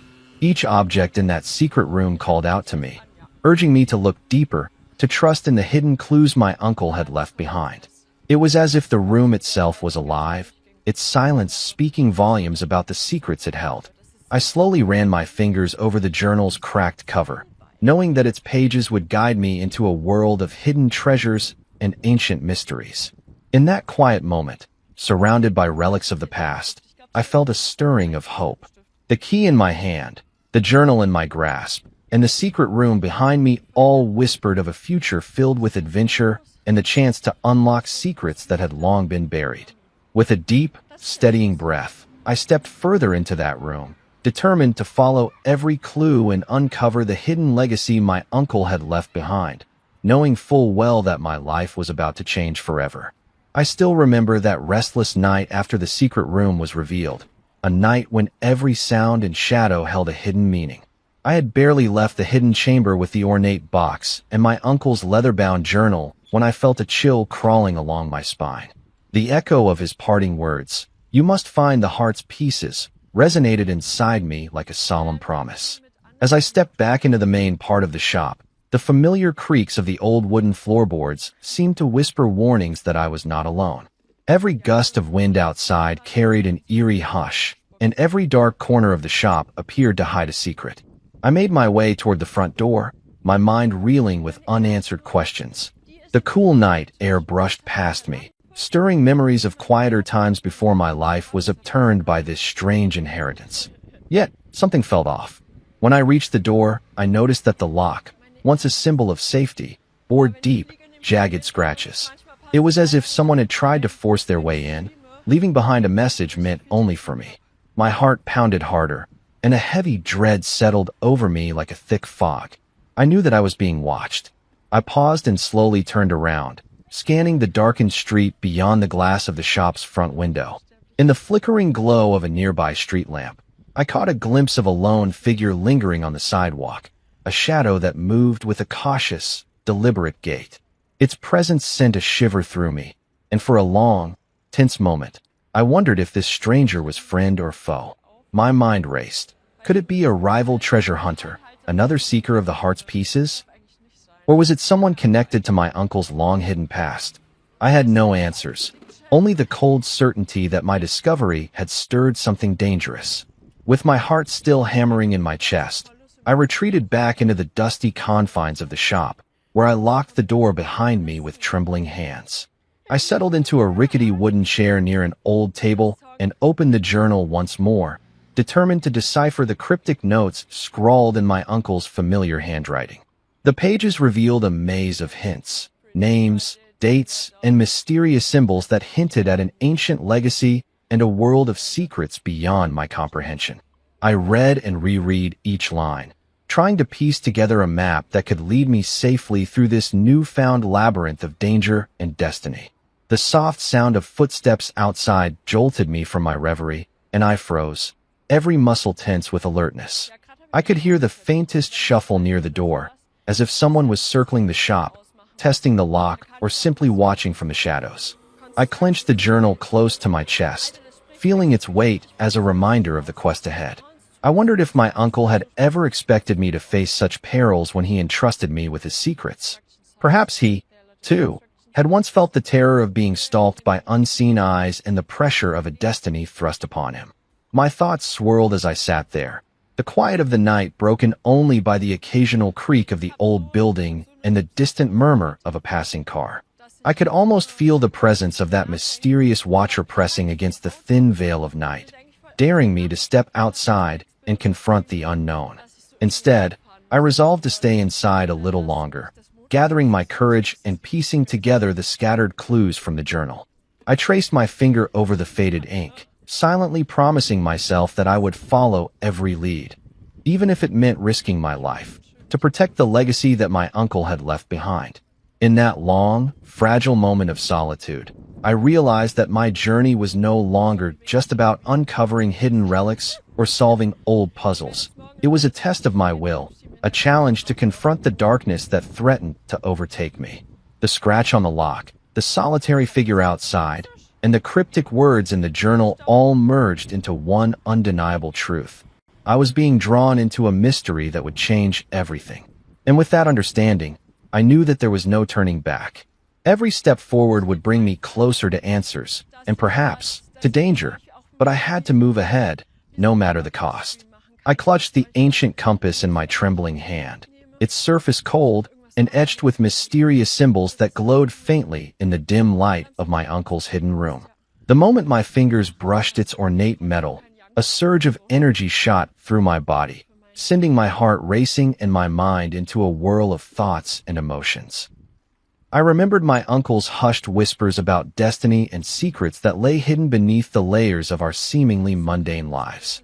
The compass spun wildly for a few agonizing moments before settling, its needle pointing unwaveringly in one direction. This silent command was both terrifying and exhilarating, as if it were beckoning me to leave behind everything I once knew and embark on a journey into the unknown. Leaving the secret room, I stepped back into the cluttered shop with a new sense of purpose. The air felt charged, and every creak of the old wooden floor echoed the call of adventure that now thrummed through my veins. I carefully tucked the compass into my jacket pocket, feeling its pulse as if it shared my own heartbeat. With each deliberate step, memories of past doubts and quiet routines melted away, replaced by a burning curiosity to discover the long-hidden truth behind the heart of eternity, a mystery my uncle had guarded so zealously. I spent hours that first night poring over the ancient map found among the relics of the secret room. The fragile paper, yellowed by time, depicted distant lands and cryptic symbols that hinted at a secret waiting to be unveiled. In the soft glow of a single lamp, I traced the intricate lines with my finger, feeling as though the map itself was guiding me toward a destiny intertwined with my own. One particular mark, a ruined monastery deep in the Scottish Highlands, captured my attention, drawing a direct line from the steady pull of the compass to a place where history and myth converged. By dawn, I had made up my mind. I set out on the first leg of my journey, my car carrying me along winding roads that cut through ancient woodlands and mist-shrouded valleys. The landscape transformed with every mile. Rolling hills gave way to craggy cliffs and narrow passes flanked by towering trees. The steady hum of the engine blended with the natural chorus of rustling leaves and distant bird calls, each sound reinforcing the quiet determination that now filled me. Every turn on the road felt charged with meaning, as if I were following footsteps laid out by time itself. I recalled my uncle's parting words, "Follow the key and trust your instincts." Now, as the compass's needle held steadfast, I trusted that inner voice guiding me toward the relic that promised both wonder and peril. The road was not without its challenges. I encountered narrow stretches along steep cliff edges, where the drop below was shrouded in swirling mists and the silence was broken only by the rush of wind. In those moments of solitude and quiet danger, I found strength in the simple truth that my journey was more than a search for lost treasures. It was a quest for meaning, a passage into the unknown where every moment held the potential for transformation. Under a star-punctured sky during a brief pause at a lonely roadside rest, I sat silently reflecting on the path ahead. The compass, resting securely in my pocket, seemed to emit a gentle, reassuring warmth. Its quiet pulse matched the rhythm of my own heart, forging a connection between the present and the promise of ancient secrets waiting to be discovered. As I gazed upward, the endless expanse of the night sky filled me with a deep sense of both wonder and resolve. With the break of dawn, the horizon blushed with hues of lavender and soft gold. I knew that today, the journey would gain new momentum, carrying me ever closer to that fabled monastery and the secrets it harbored. Clutching the compass tightly, I stepped into my car and drove forward, leaving behind the familiar and embracing the thrilling uncertainty of the road. Each mile brought me closer to a destiny written long ago, a path paved by mysteries and the silent, enduring promise of the heart's power. I arrived in Scotland under a sky heavy with gray clouds and a biting chill that made every breath feel like a struggle. The ancient monastery, perched on a rugged cliff overlooking a turbulent sea, loomed before me like a relic from a forgotten time. Its stone walls, weathered and crumbling, told stories of ages past, each crack and crevice a silent witness to centuries of hardship and mystery. I stepped through the heavy, creaking door, where the cold, stale air of the interior embraced me like an unwelcome ghost. Inside, narrow corridors stretched out into darkness, lit only by the faint, wavering light that seeped through shattered windows. Every footstep I took echoed along the stone floor, mingling with my own anxious heartbeat and the distant sound of wind howling outside.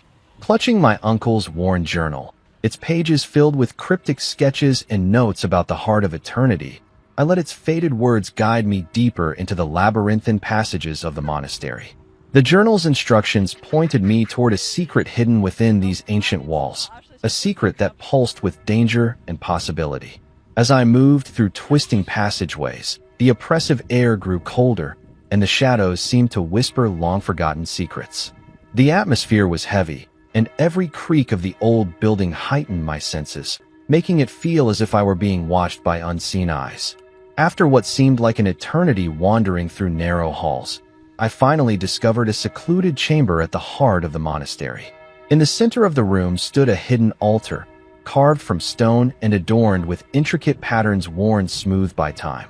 Resting atop the altar was a leather-bound book whose cover was cracked and edges frayed.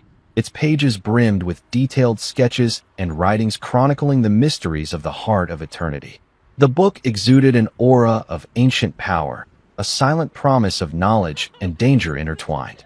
I stepped closer, drawn by an irresistible compulsion to understand the secrets that had so haunted my uncle's past.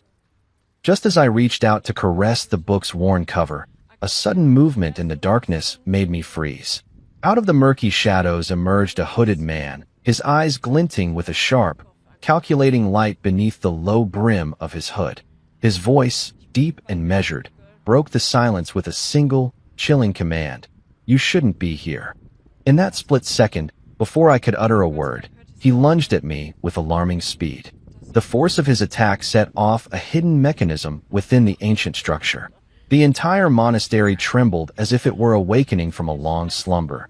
Stones began to fall, and the floor beneath me cracked open, revealing a yawning chasm shrouded in darkness. In the chaos, my eyes caught a glimmer of light emanating from the depths of the newly revealed chamber.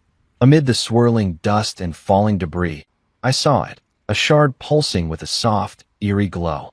With a surge of desperate determination, I leaped forward and grasped the cool, smooth surface of the shard.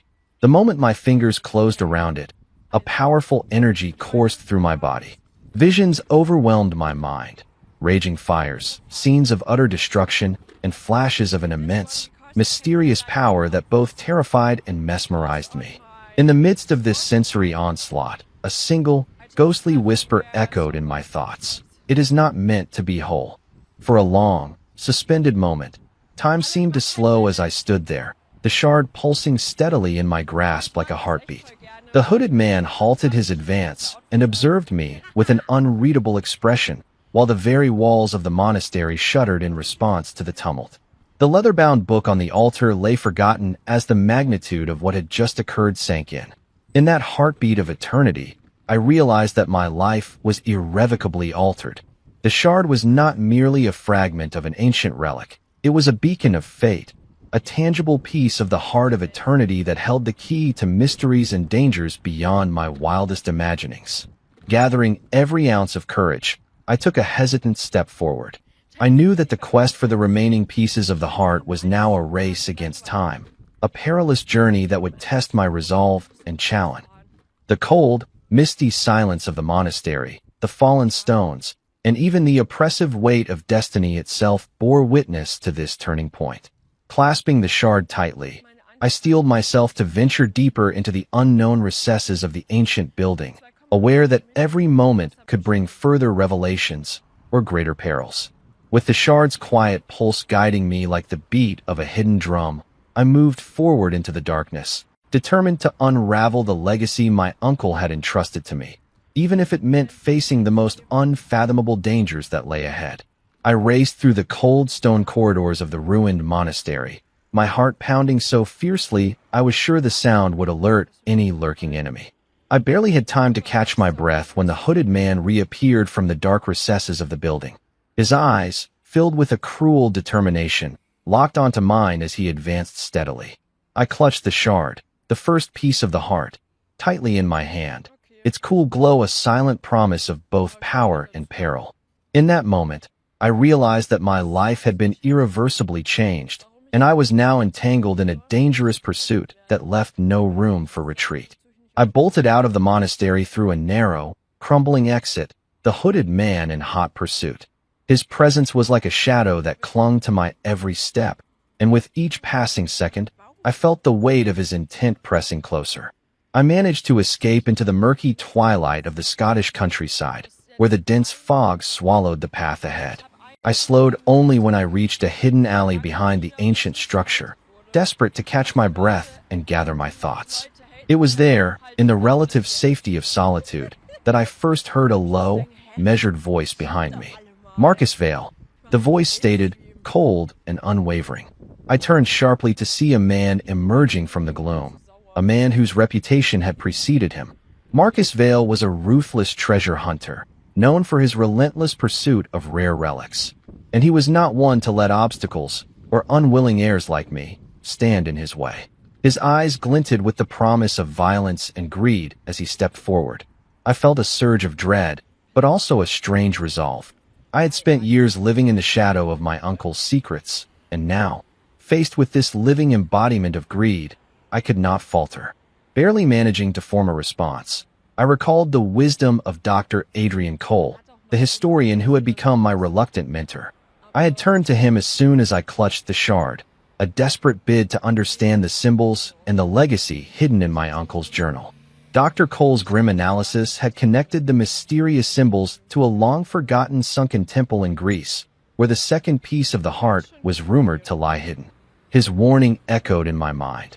If the second piece was indeed there, I would not be the only one seeking it. Marcus Vale's presence now confirmed that I was treading a treacherous path. A race against time, and a rival whose only aim was to seize the power of the heart for himself. Marcus took a step closer, his gaze never leaving mine, and I knew that words would soon give way to a violent clash. With my heart hammering in my chest, I bolted again, determined to put as much distance as possible between us. My feet pounded against the uneven cobblestones as I dashed through narrow lanes and over crumbling walls. The sound of Marcus's heavy steps echoed behind me, a grim reminder that every second counted. In the midst of the chase, I could only think of Dr. Cole's solemn advice and the cryptic maps that promised further clues hidden in the depths of the Mediterranean. I needed to reach a safe haven where I could plan my next move, and that thought propelled me forward even as exhaustion threatened to overtake me. I found refuge in an abandoned farmhouse on the outskirts of a small village, its broken windows and creaking door offering little protection from the storm of my thoughts. Once inside, I collapsed onto a threadbare cot, the adrenaline slowly ebbing away, leaving me with a cold, numbing dread. I knew Marcus would not relent, and that he was as relentless in his quest as I was in my desperate search for answers. The shard in my hand pulsed softly, a constant reminder of the legacy I had inherited and the dangerous journey that lay ahead. As I sat in the dim light of the farmhouse, I allowed myself a brief moment to process the enormity of my situation. I was now locked in a dangerous pursuit, not just for ancient relics and hidden treasures, but for the truth that could shatter or save everything I once held dear. Every decision from this point forward was a matter of life and death, and I could only hope that the lessons of the past and the clues left by my uncle would be enough to guide me through the perils that Marcus Vale and his ruthless ambitions had set in motion. The chase had only just begun, and I realized with a sinking heart that there was no turning back from the dangerous road ahead. I arrived in Greece with a heavy heart and a mind full of questions. The journey had taken me far from the familiar landscapes of Scotland, and now I stood on a rocky shore where ancient whispers mingled with the relentless crashing of waves against jagged cliffs. I had hired Luca, a local diver with a steady hand and quiet confidence, to guide me to a sunken temple that legends claimed housed the second shard of the heart. As the boat sliced through the dark water, the air was thick with salt and silent anticipation, and every ripple seemed to carry hints of secrets buried in the deep. Luca's calm eye surveyed the horizon as he readied his diving gear, and with a simple nod, he motioned for me to join him in the small inflatable dinghy. I clutched the worn leather pouch containing my first shard, a reminder of the dangerous journey I had already endured. Feeling its cool weight against my chest as we moved steadily away from the shore, the sea grew eerily calm as we neared the coordinates marked on the faded map my uncle had left behind. Slowly, the outline of a vast, forgotten structure emerged from the depths, a temple swallowed by time and the relentless pull of the ocean. Its crumbling stone columns, softened by centuries of water, rose like silent sentinels guarding mysteries long concealed. My heart pounded as Luca guided the dinghy toward the submerged ruin. Once we reached the temple's entrance, he secured our vessel and helped me into his diving suit. The transition from the warm air above to the cool, shadowed world beneath was jarring, and as I submerged, the light of the sun dimmed to a faint glow filtered through the water. We swam along a narrow passageway into the temple's interior, where the silence was profound and every movement echoed in the still water. Beams of light broke through gaps in the stone ceiling, illuminating a circular chamber that held a quiet majesty. At the center of the room, a stone pedestal supported the second shard of the heart. Its surface shimmered with an unearthly glow, pulsing softly as though it possessed a heartbeat of its own. The sight of the relic filled me with both wonder and a deep, inexplicable dread. I moved slowly, every muscle tensed with caution, ready for whatever might emerge from the temple's dark recesses. Just as I extended my hand toward the pedestal, a sudden ripple in the water startled me. From the shadow of a crumbling wall, a serpent-like creature began to emerge. Its scales glistened with a luminous sheen, and its eyes burned with a fierce, otherworldly light. The creature's sinuous body moved with silent precision, and for a long, breathless moment, I found myself frozen in terror as I stared into its glowing gaze. Instinct and survival surged through me. I recoiled sharply as the creature lunged with astonishing speed. The water churned around me, and panic clutched at my heart. In that desperate moment, I remembered the ancient method described in my uncle's journal, a way to create a resonant sound that might scare even the most relentless foe.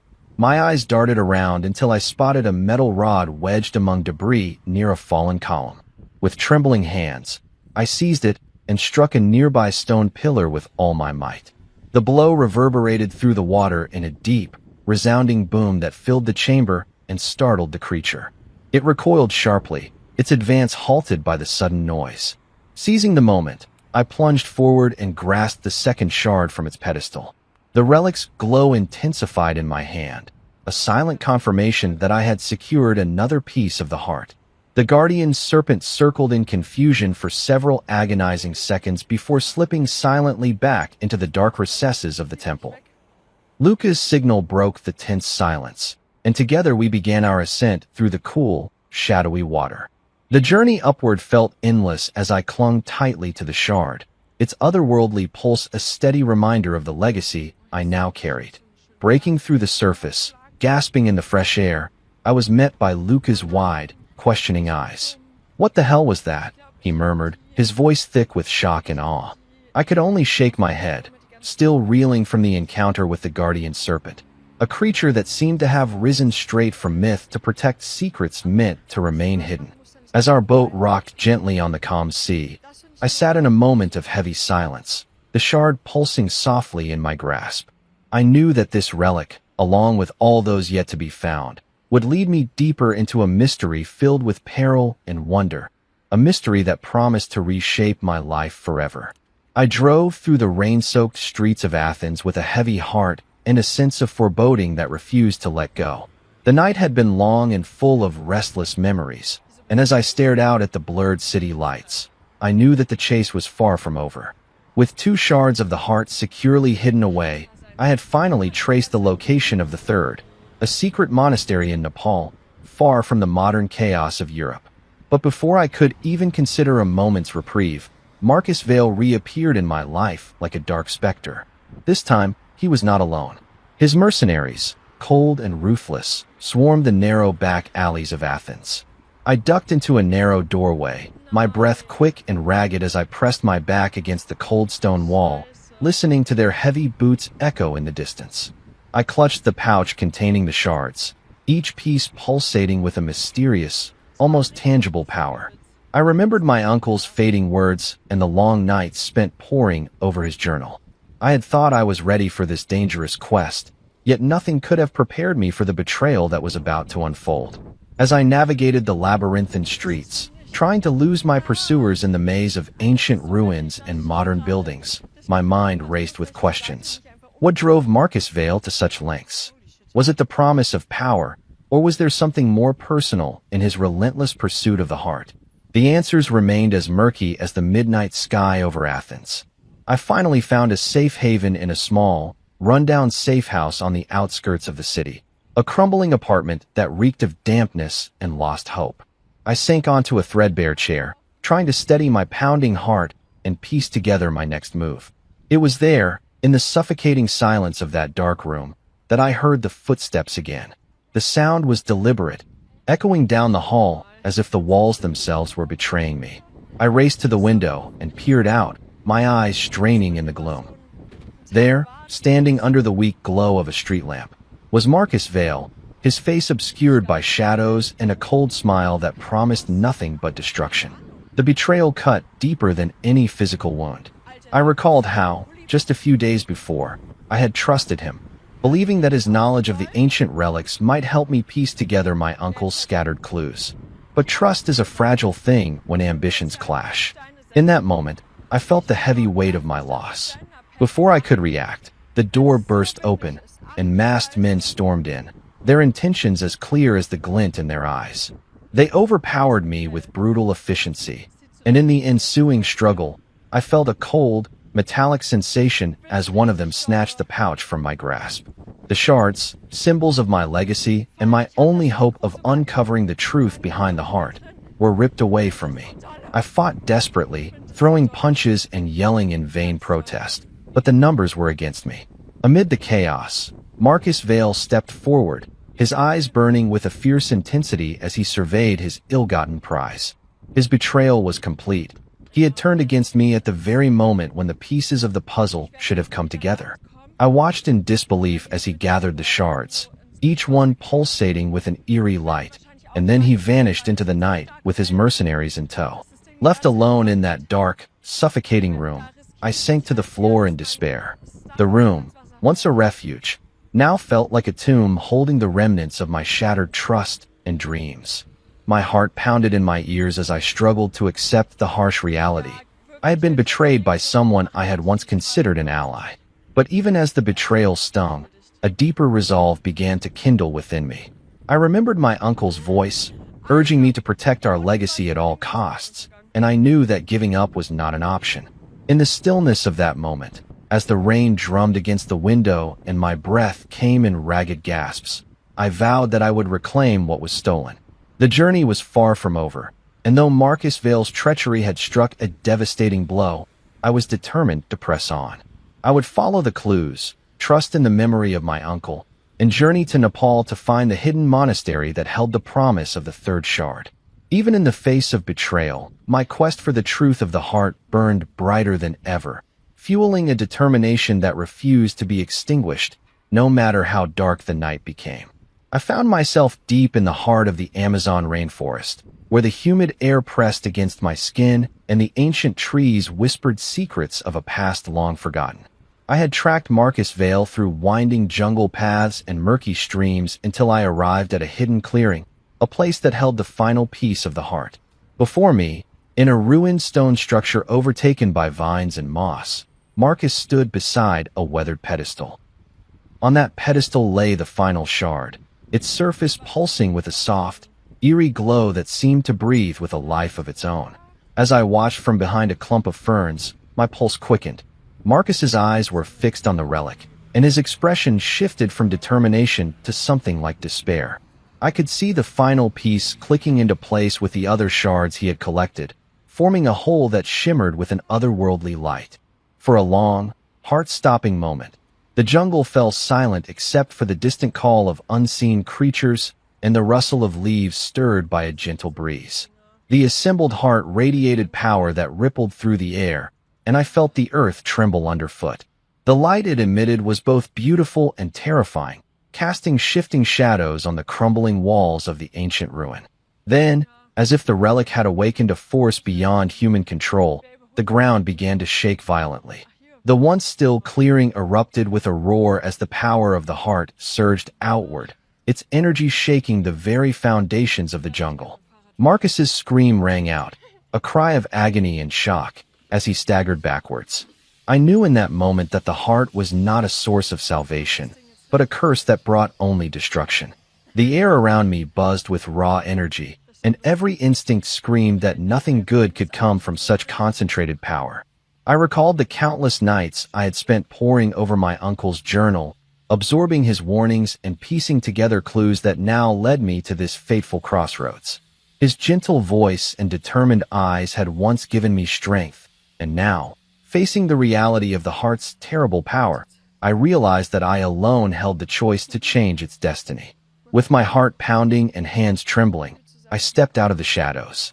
Each footstep felt heavy as I advanced slowly toward the pedestal, the light of the heart reflecting in my eyes. Marcus, still reeling from the shock, tried to regain control, but the assembled relic pulsed with an intensity that threatened to consume us both.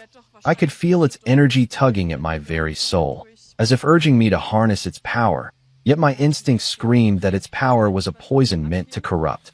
I knew that if I allowed it to remain whole, the curse would spread far beyond this ruined temple, endangering everything I held dear. Time seemed to slow as I reached out a shaking hand toward the heart. In that charged moment, every lesson from my past, every word of warning from my uncle, and every ounce of courage I possessed converged into a single, decisive thought. I could not let Marcus, nor anyone else, become a slave to this ancient curse. I had to end its cycle of pain and destruction. As I stood before the relic, the jungle around me roared with a rising crescendo of natural fury, a final, desperate warning from nature itself. I raised my hand, and, with a deep, steadying breath, I grasped the assembled heart. In that instant, a blinding flash of light exploded around us, and the raw, untamed energy surged through my veins like a tidal wave. The very ground beneath us cracked and splintered, and the oppressive force of the heart pressed upon my chest. Marcus's eyes widened in disbelief as the relic's light grew impossibly bright. Without a second thought, I made my choice. I pulled back with all my strength, releasing the heart from my grasp so that it could crash onto the cold, hard stone of the pedestal. The impact was immediate and cataclysmic. The heart shattered into countless fragments, its searing light splintering into the dark canopy above and fading into nothingness. A deep, resonant silence fell over the clearing as the tremors subsided. Marcus sank to his knees, his anguished cry swallowed by the hushed jungle, while I stood there, heart heavy with loss and relief. I had chosen to destroy the relic rather than allow its cursed power to corrupt our world. In that moment, I understood that my journey had never been about gaining strength from the relic. It was about protecting the legacy my uncle had left behind, even if it meant sacrificing what many would call power. As I gazed upon the scattered shards and the ruined pedestal, the weight of my choice settled upon me. I knew that life would never be the same, and the scars of this day would mark me forever. Yet, I also felt a quiet resolve, a promise that I would honor my uncle's memory and guard against the lure of dangerous power, no matter the cost. I had never felt so small and yet so determined in all my life. The chaos of the ruins and the echo of Marcus's screams still lingered in the heavy air around me. I stood among the scattered remnants of the heart, a powerful relic that had promised so much but brought only ruin. The blast of its shattered light had almost consumed me, but in that final moment I made a choice. I chose to destroy the heart, to break its cursed hold forever, even if it meant my own soul would be marked by the loss of its power. I could feel the cold stone beneath my feet tremble as the shards of the relic lay scattered in every direction. The energy that had once pulsed like a living thing was now quiet, and the heavy silence that followed spoke louder than any cry of agony. As I slowly regained my senses in the aftermath, I turned to see the ruin around me begin to collapse. The temple, which had once stood as a silent guardian of secrets, now crumbled into dust and echoes. Every stone that fell was a reminder of the danger the heart had brought into our world. I took a deep breath, feeling the weight of all that had happened. Memories of my uncle, his gentle guidance and firm belief in protecting our legacy flooded my mind. I recalled the long nights spent reading his journal and the promise in his eyes when he spoke of treasures that were more than wealth. They were truths that had to be guarded. With each passing moment, the chaos grew.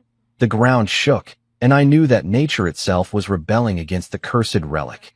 I could no longer stand by and let this force endanger everything I loved. I raised my hand, and in that moment of clarity, I felt the strength of my resolve. I had to make things right.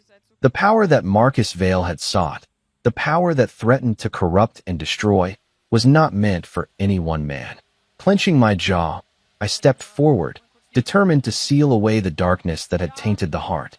I gathered the shards carefully, avoiding the dangerous remnants of their energy, and with a steady hand, I cast them into a deep, hidden chasm revealed by the collapsing temple. As I watched the fragments vanish into the abyss, a wave of relief washed over me.